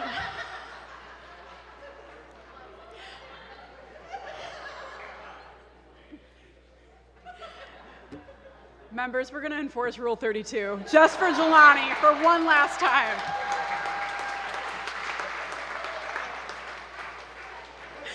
Speaker recognizes Majority Floor Leader Ayash. Thank you, Madam Speaker. And if you'll indulge me, we're going to put decorum to the wayside for this particular farewell. When I first met Jelani, I was an eager freshman legislator, or a soon-to-be, just off winning a tough primary, and I was ready to take on the world and make Lansing a force of good. Jelani had on tweed pants, and I quickly appreciated that this was a man who knew fashion and understood what quality fabrics were. He was also bursting with energy. All the while, he had this calm, steady demeanor and made you feel assured in this often nervous institution. He was working with Floor Leader Robbie at the time and was a man that was deeply passionate about the institution and the power a place like this can hold. There were a couple things I learned about Jelani. Number one, he was extremely well-liked and loved by many. Number two, he was really passionate about three things. Number one, he loved to practice Japanese. He had a deep appreciation for high-quality stationery. And when he could, enforcing Rule 32 was his favorite pastime in this chamber. But what struck me most about Jelani in addition to his smarts, his maturity, his interests in this often demanding work was his integrity. There are people you meet who you have a good inkling right off the bat. You know they are decent, kind people. Jelani was one of those people. There are also folks you meet that you know are straight shooters. And Jelani was definitely a straight shooter. But as you peel the onion a little bit, you begin to understand the story of who that person was. See, I quickly learned that Jelani was raised to be fundamentally honest and hardworking and to treat people with respect. And there are times where that first impression sometimes fades over time. As you open up the curtain, you begin to understand the person, and sometimes there is doubt. Sometimes the initial impression is no longer as strong as it once was. But then there are others that the longer you get to know them, the more that first impression is reaffirmed. The more you spend time with them, the more they're tested with tough situations, the more that initial impression is further confirmed. Now, I've had the honor of working with Jelani in the 100th, the 101st, and the 102nd legislature. And aside from being the locomotive in this legislature, he, what I think most importantly, helped shift the conversation on how we value and compensate our staff in ways that'll have a permanent mark for so many people that are often behind the wall of this chamber. I've watched him grow. I've watched him challenge me grow. And I've watched him manage, as he calls it, the business of the state of Michigan.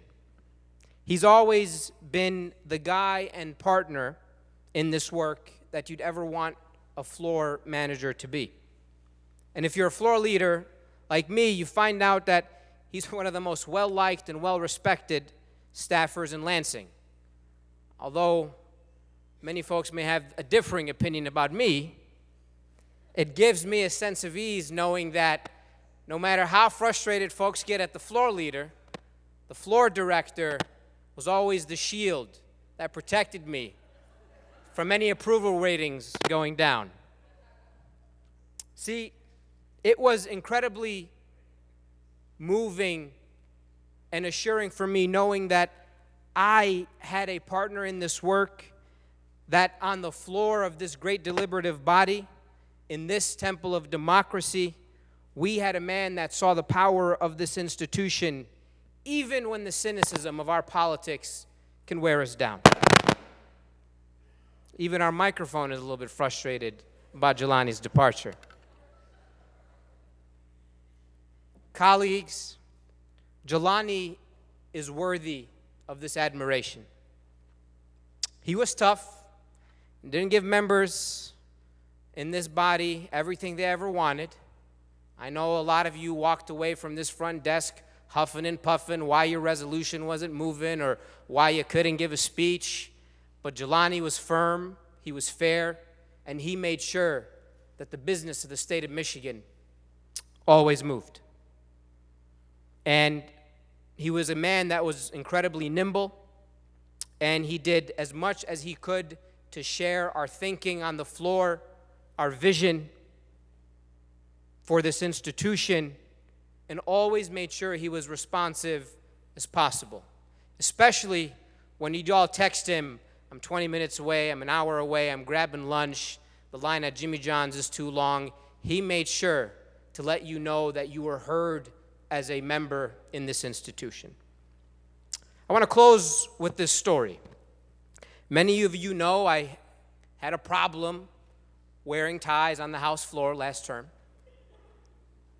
But I, in the same vein, love to run up to the podium and give a speech. But we all know the rules say you got to have a tie, and in this year also a turtleneck, to be recognized by the chair.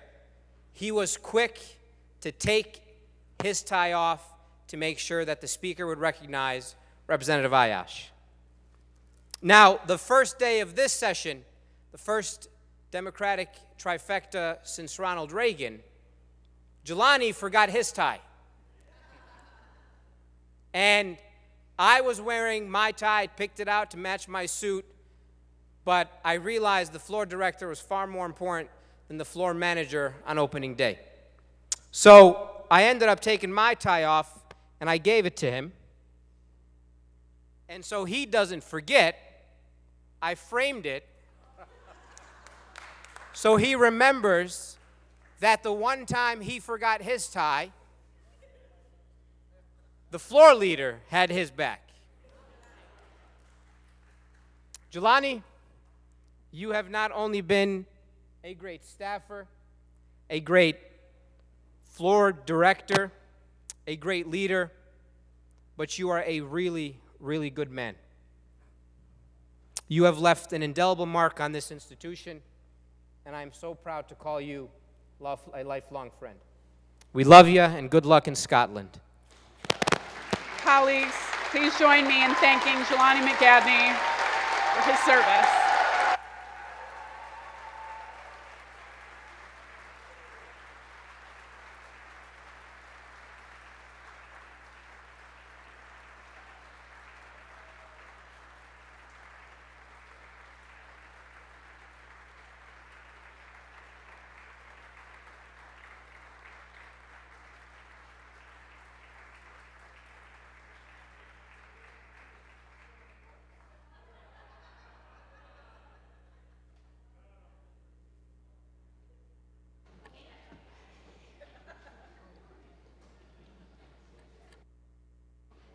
Oh, Jelani, I'm mad at you about that one.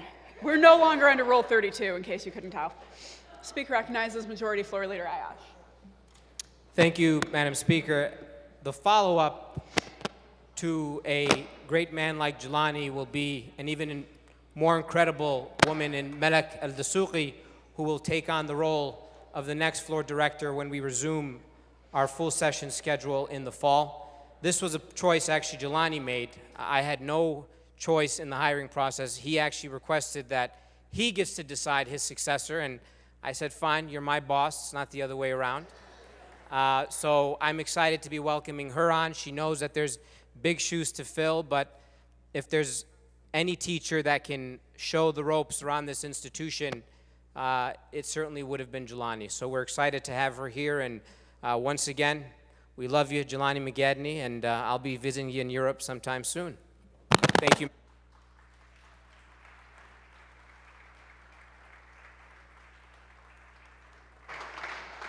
Speaker recognizes Majority Floor Leader Ayash. Much to his chagrin, I request that we remove Rule 32. I already did that. You were already a mess without him. I already did that. Speaker recognizes Majority Floor Leader Ayash. We did that. Thank you, Madam Speaker. I move to proceed the order of reports of select committees.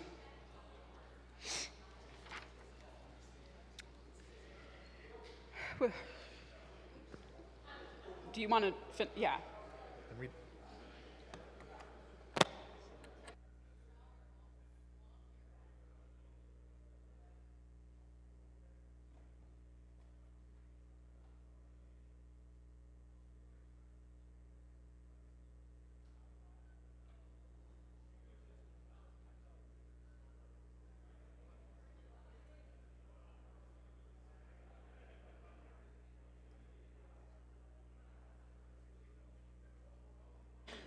Let's try that one again with a better microphone. Speaker recognizes Majority Floor Leader Ayash. Mic check. Thank you, Madam Speaker. Move to the reports of select committees and take up Senate Bill 173. It's 173.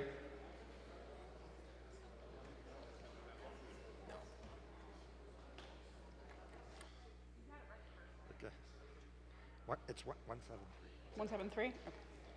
Without objection, so ordered. The clerk will read.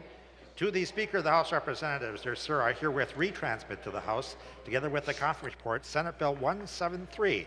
The Senate has adopted the report of the Committee of Conference, or the bill be given immediate effect. The conference report was read as follows. The Committees on Conference and the Matters of Difference Between the Two Houses concerning Senate Bill 173 recommends first that the House recede from the substitute of the House as passed by the House. Second, that the House and Senate agree to the substitute of the Senate as passed by the Senate as amended. And third, the House and Senate agree to the title.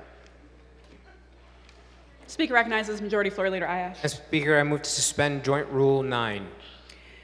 Without objection, the internet requirement is suspended. The question before the House is the adoption of the conference report. Speaker recognizes Representative Glanville. Thank you, Madam Speaker. I rise today to ask for a yes vote on Senate Bill 173. We've known for a long time what a difference post-secondary education can make in a person's life. And there's been a renewed emphasis on skilled trades and vocational training, and for good reason. Members, just quiet down. Quit being rude. We have a colleague addressing the body. You're not under Rule 32 anymore. If you gotta go back and talk, go do that. Speaker recognizes Representative Glanville. Thank you. There's been a renewed emphasis on skilled trades and vocational training, and for good reason. They lead to stable, well-paying jobs. But the fact remains that the majority of the careers with the highest demand require a 4-year degree. And that's why it's so important that we as a state support our institutions of higher learning. I support this smart budget because it levels the playing field between some of our bigger public universities and the smaller ones. A prime example is a school in my district, Grand Valley State University. GVSU offers quality educational and athletic opportunities to roughly 20,000 students annually, and many of those being first-gen students. And despite not having equal base funding for years, GVSU has continued to grow. And the 2023-24 class stands to be the largest ever, surpassing even pre-pandemic enrollment. With this state budget, we will be making historic investments in Grand Valley and Oakland University and the University of Michigan Dearborn. Not only will they each receive the across-the-board funding increase of 5%, but each of these universities will, for the first time, receive base funding equal to all our other schools. That is a transformational investment in the future of our state, and the return on this investment couldn't be clearer. More kids will be getting college degrees. Schools will generate more economic opportunity, and talent will come to and stay in Michigan. In fact, 90% of GVSU grads are employed or pursuing advanced degrees today. And of the 140,000 alumni, 109,000 reside in Michigan. GVSU is just one example of how our rich university ecosystem is an economic and social driver for the state. For these reasons, I urge my colleagues to join me in voting yes. Thank you. Speaker recognizes Representative Paquette. Hey, thank you, Madam Speaker. I scrambled in the last few hours in this first opportunity to read through this final education budget before voting on it, and there's much to take in. I continue to appreciate the increases in noble areas such as the foundation allowance, unfunded liabilities payments, special ed, and the efforts to recruit and retain talented educators. I appreciate the at-risk funding increase, but am still concerned that those dollars do not travel specifically with the student who is deemed at risk. There also is a removal of bipartisan initiatives, such as the Learning Pods funding, a small amount of funding currently being used now this summer, empowering talented educators to be chosen by parents for supplemental learning, paying teachers generously who are willing to provide their services in a capacity that allows them much autonomy. We have yet to see the fruits of such initiatives before they were cut, funding initiatives that all districts have access to, like the Troops to Teachers program, which is currently bringing in fresh talent from our honorably discharged service members by helping them bypass the stunting way that we pay starting teachers, what many contend to be the largest hurdle to appeal to fresh talent to get them to serve in the classroom or to leave other professions to join the classroom. This was also cut. But I'm hopeful and interested to see how the $64 million that was added in Section 27 and how that begins to address this matter by means of an educator compensation program for the lowest of salaries. Much of our job as legislators in education is to track how dollars are actually being spent, how they're actually impacting student learning. And I look forward to following how this program assists in this endeavor over the next few years. As we well know, there are only so many school aid fund dollars to go around. We see numbers on papers, we put out our press releases, and then we simply hope that these numbers on these pages find their way into the classroom to boost student learning across Michigan. There are aspects of this budget that we can point out that are clearly not going to do that. I asked the genuine bipartisan question as to why we continue to use school aid fund dollars to fund higher education in this budget. $1 billion could do much for the bipartisan goal of a funding of a weighted formula to support those most disadvantaged kids. Not to mention the fact that the list of porky line items added is downright staggering. Why don't we roll these many line items into a weighted formula that travels with the particular student that is deemed at risk? Why are we funding all of these items where someone powerful hired a lobbyist for or has a political tie to get scarce school aid fund dollars? Here are just a few instances, my colleagues. We're buying a swimming pool for just one school, $500K. An auditorium for another district, $3 million. Building an entire high school in another district, $2.5 million. I wonder if that whole high school includes an auditorium, which is cheaper than the auditorium that we're funding. We punish all of those schools we represent that have been fiscally responsible, Madam Speaker, the ones who raised funds for their projects needed themselves. How discouraging. Why would any school make sound fiscal decisions when they can just have someone politically connected to them get some of the taxpayer dime? We're paying for driver's education in 2 specific districts. Great. Well, why not all of them? Buying very expensive roofs, entire CTE centers and consortiums for only certain districts. Some $50-ish million for these district-specific projects. Learning coaches for just one district, $2 million. Why don't all districts get a wellness center for $1 million in the state budget? It is only just one. Because the education budget is to support all school districts. All of us former teachers, we say that a lot in this chamber. We wonder how only pennies make it into the classroom. This is why. This is an irresponsible path that needs to be questioned by those of us who support fairness in public education funding. Equity and politically driven projects do not coincide.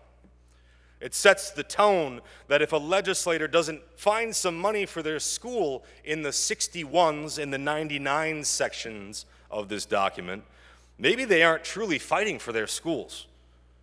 This fashion of snatch and grab funding in education should be opposed by any legislator who claims to speak for the little guy, let alone one that employs the word equitable in their conversations around education funding. All of these many millions of dollars in pork spending could go to what we parrot in education, equitable funding, more funding for the students who need it across the board. Roll these lines into a weighted formula for our most disadvantaged students across Michigan. We could provide an additional $500 per disadvantaged pupil. We should fund students, not a political pork process that will only augment disillusionment within our system of public education. A final resounding problem is found in the removal of Section 166 of this bill.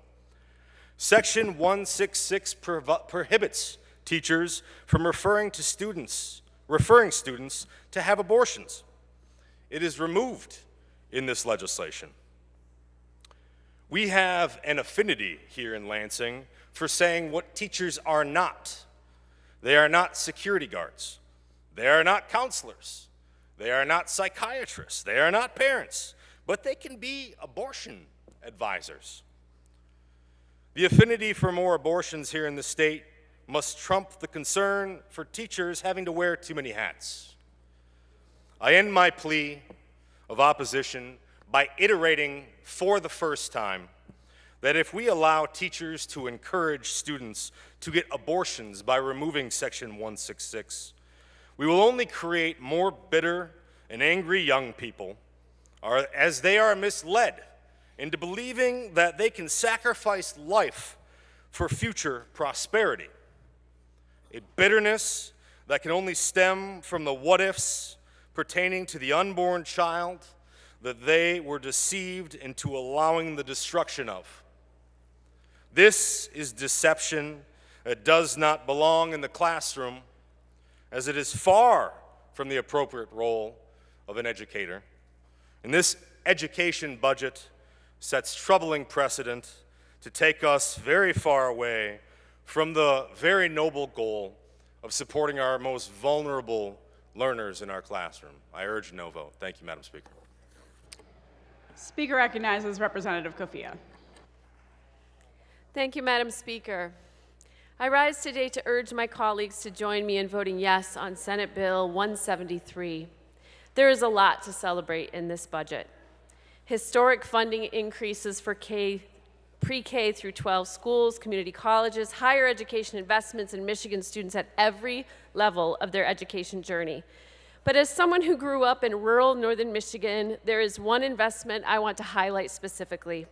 An investment that supports rural school children across Michigan, including in my district, the 103 in Leelanau, Benzie, and Grand Traverse counties.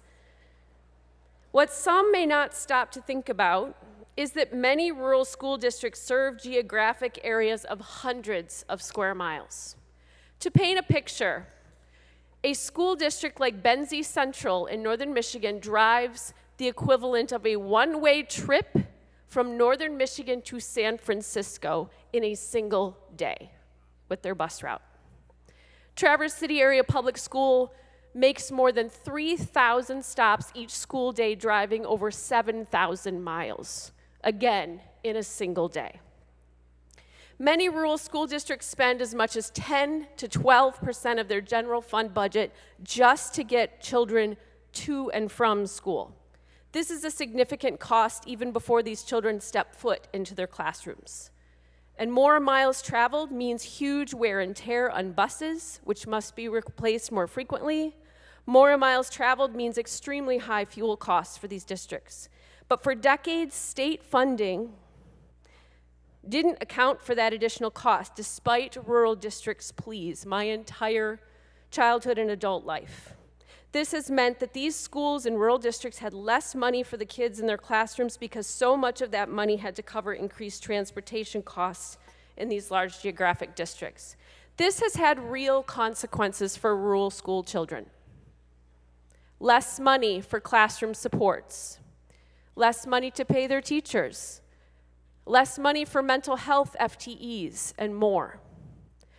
I promised my community that coming to Lansing, I would fiercely champion rural northern Michigan issues. And again, as someone who grew up in rural northern Michigan in a community that literally shut down early the year I graduated high school because it ran out of money, and then opened the next year with no money for busing at all, Kalkaska County, it is deeply meaningful to me to stand here today and ask for support for this budget. This issue means a lot to me. In fact, means so much it was the focus of my very first standalone policy bill of my first term as a state representative, proposing equity for rural transportation funding. And I am so grateful to our school aid fund appropriations chair in the House and the Senate, both, I might note, former public educators, and to our House and Senate leadership for finally, that we are in leadership, listening to rural Michigan and saying yes to more equity for rural school districts.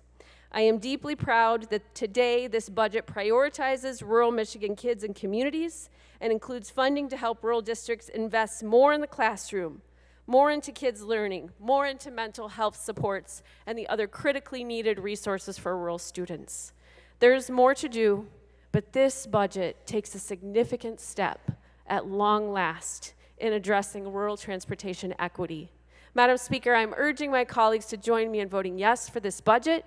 Vote yes for all of the ways that this budget addresses the needs of Michigan school children across the state. When we invest in school children, no matter their zip code, we all win. Thank you, Madam Speaker. Speaker recognizes Representative Steckloff. Thank you, Madam Speaker. Today I rise in support of Senate Bill 173. As Chair of Higher Education and Community Colleges, I'm proud of the budget that we were able to put forth. As this first state to create a land bank school, Michigan State University, and the first state to actually incorporate higher education into its state budget, it's very important that we recognize that Michigan has always been at the forefront of higher education. And I'm so proud that this budget really puts us back on the map. For the first time this century, we are fully investing in higher education and community colleges. Across the board, you're going to see a 5% increase in operational dollars. One of the things that I'm most excited to bring to the table this year is item funding. And the way item funding was used is different in community colleges than it is in higher education. I first want to thank my colleague from the 108th for making it very important to recognize that rural districts do have different issues, and a lot of that is housing. When we're looking at community colleges like Mount Calm and Alpena in the middle of nowhere, with our increases in Reconnect and really grabbing students there, we don't have the necessary needs for housing. In this budget, we can finally address that with item funding. On top of that, in your higher education, item funding can be used for security dollars. Have we seen what happened with MSU? Wellness dollars and mental health can also be driven down from item costs, and I'm really excited to be able to provide this as additional funding to higher education. I want to talk about the $200 million in MIPSR's payoff that we'll finally be seeing for the universities all across the state. The 7 MIPSR's universities will finally be able to balance their budget seats for the rest of the years, as MIPSR's will almost be officially off the books. I think we got like $50 million left, but we're so close. I'm really excited to talk about the Michigan Achievement Scholarship, a scholarship that provides generational transformation. If there is one thing you go home to talk about today, it's this. This is the first time in history we have a scholarship, a grant, that provides free education for the middle class. This is the first time we've ever seen something like that this century. So I'm really excited, and I hope to see a yes vote from all of you on Senate Bill 173. Thank you, Madam Speaker. Speaker recognizes Representative Meerman. Thank you, Madam Speaker. I stand here on behalf of Michigan parents and students. I stand here before you as a father of 5 with children still in school. Never before has our state had such surplus of funds as we have in the budget presented to us today. This budget vote is a chance for us as a state to make wise investments in the futures of our children and grandchildren, and a chance for us to set up schools for years of success. We owe $25 billion in unfunded liabilities in our K-12 MIPSR's program. That will take us until 2038 to pay off. That means for the next 15 years, money that could be going directly to kids in the classroom will be going towards our minimum payments. It's basic budgeting. When you have more money than you expected, you pay off your debts. That's how fiscally sound budgets are created, and that's how we produce best outcomes for our states and our communities. A $1 billion payment towards MIPSR's debt would have a net savings of $1.5 billion by 2038. That's $1.5 billion that could go over the next 15 years to our children in our schools. I oppose this bill not only because it does nothing to alleviate our debts, or near as much as I would like to see, but I also because this budget doesn't do enough to improve school safety and school mental health. I don't see the wise investments in the best practices and procedures to ensure our students receive the help they urgently need. Instead, I see a shift of funding for school resource officers, those very officers that might be standing between our kids and danger. And I see a lump sum payment towards schools to solve the mental health crisis themselves. We cannot throw money at this problem and hope it will be a solution. Schools, students, school personnel need support on how to solve this problem. I don't see solutions in this budget, just an expensive use of funding without guidance on proper investment in school safety and mental health. We owe it to our parents and students to do better. I urge a no vote. Thank you, Madam Speaker. Speaker recognizes Representative Wagella. Madam Speaker, I rise to encourage a yes vote on Senate Bill 173. If the bill before us passes, it will bring us one step closer to having the education system our communities deserve. Before coming to Lansing, I had the honor of teaching for 7.5 years. And I am lucky to have had the unique opportunity of teaching various grade levels for a variety of different communities. In some measure or another, I have taught all grades kindergarten through 11th grade. I have taught in Michigan, Arizona, and South Korea. I have served as a team leader, a department chair, and even as my Education Association president. These experiences have enshrined in me a love for public education and the recognition of its impact on our world. We have all experienced the consequences of decades of disinvestment. I have not only seen the effects of this chronic and borderline intentional disinvestment of our public schools, but I have lived them. This bill seeks to change that. Like many of my former colleagues, most of my time as a teacher, I've had to work 2 jobs to simply survive. I have taught in overcrowded classrooms with insufficient resources. I have seen incredible teachers, some experienced and some new, leave the classroom. There is no doubt we are in the middle of a crisis of our own creation. Every year, this body has a choice: fix the issues or don't, invest in our future or not. In Michigan, the conscious decision for decades has been to slowly dismantle the public education system. This budget, this bill, will be transformative for our communities. It will provide a long overdue historic investment in our public education system. This budget provides essential dollars to address the mental health crisis in our schools. It establishes a more equitable funding formula for our schools based on student needs. It includes historic funding for career and technical education programs. It ensures that students will no longer have to worry about being able to not afford their breakfast and lunch. It provides the much needed funding for preschool across the state. Now, it would be a lie to say that this budget solves the teacher shortage or that all the other issues we see in our states, in our schools. But it is an important first step. Strong public schools. What a truly simple concept when you think about it. The truth is that our schools will only be made whole when this body makes the decision to do so. This means finding a dedicated revenue stream for our public schools. And I call on my colleagues to help us take a step towards stronger public schools today by voting yes. Thank you.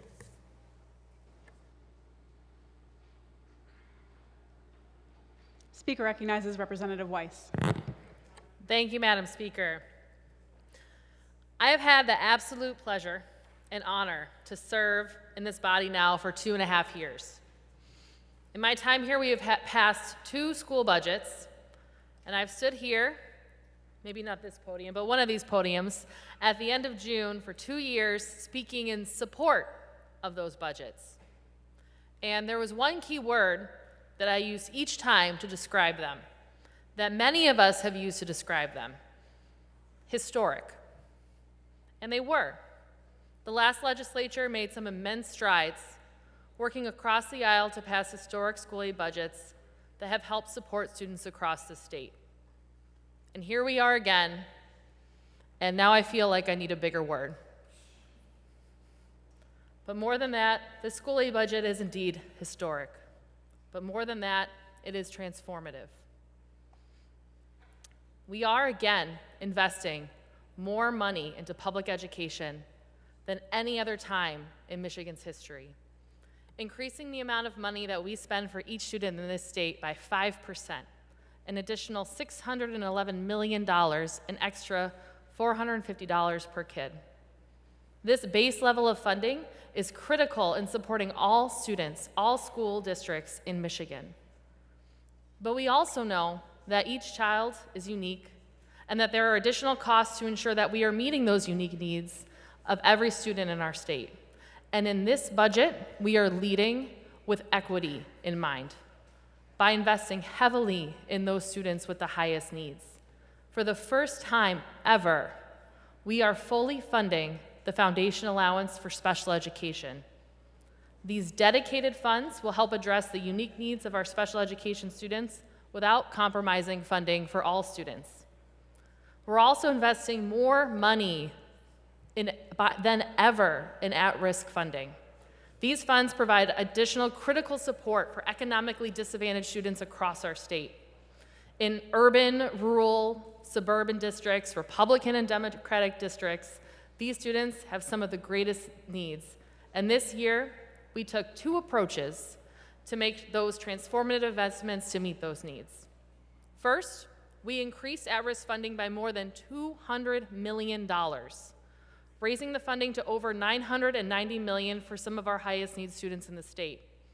But we also recognized that districts with the highest concentrations of poverty have even greater needs.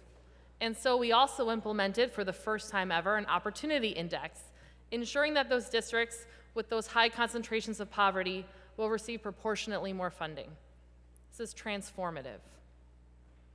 For the first time ever in this budget, as my colleague from the 103rd District said, we are investing in transportation costs for districts. This is something that districts have been asking for years.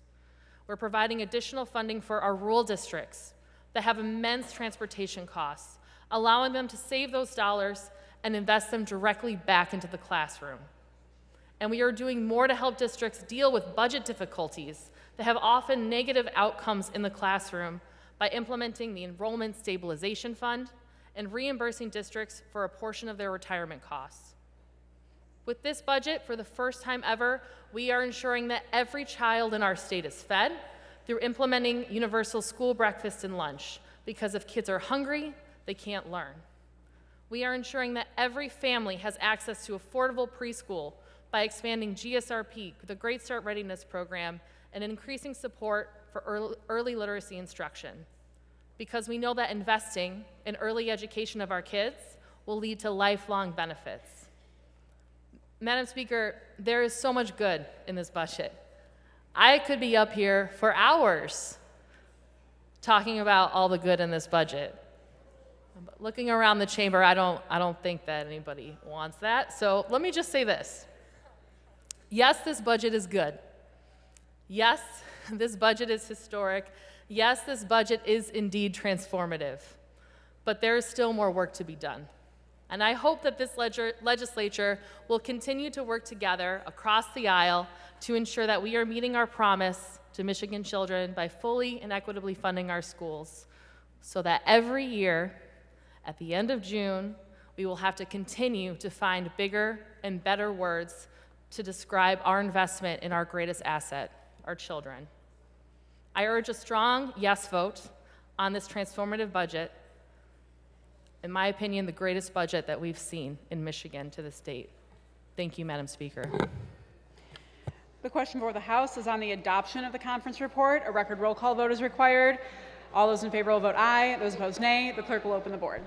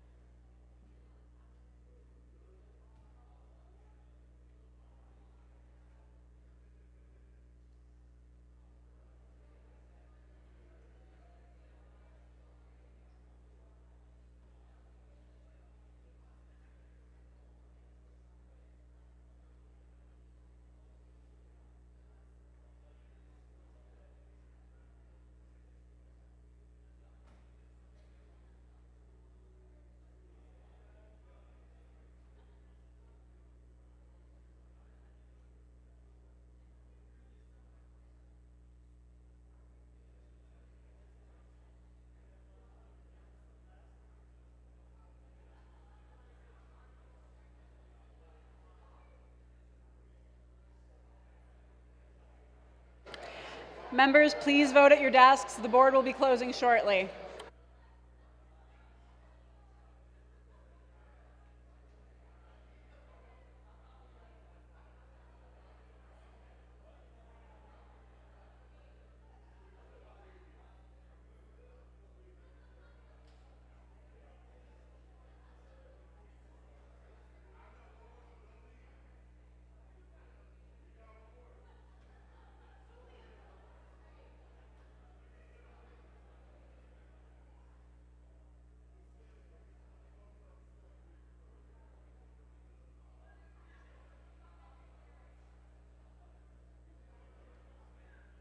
The clerk will close the board, tally, display, and announce the vote. Madam Speaker, on the question of adoption of the conference report for Senate Bill 173, there are 58 aye votes and 50 nay votes. Majority of the members elected and serving having voted therefore, the conference report is adopted. No, stop. It's too late for us all to be arguing. Stop.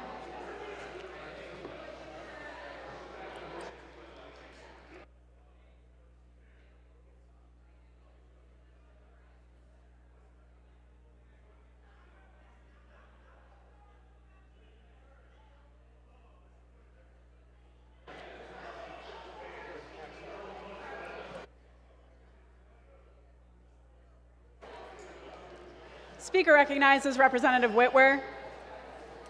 Thank you, Madam Speaker. Let the members know the Conference Committee on House Bill 4437 is adjourned.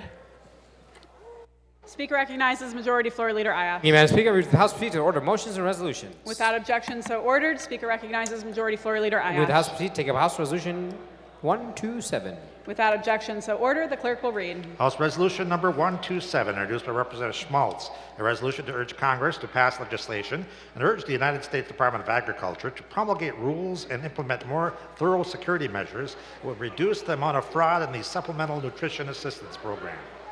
The resolution is referred to the Committee on Agriculture. Speaker recognizes Majority Floor Leader Ayash. Continuing order of motions and resolutions, move to take up Senate Concurrent Resolution number 9. Without objection, so ordered. The clerk will read.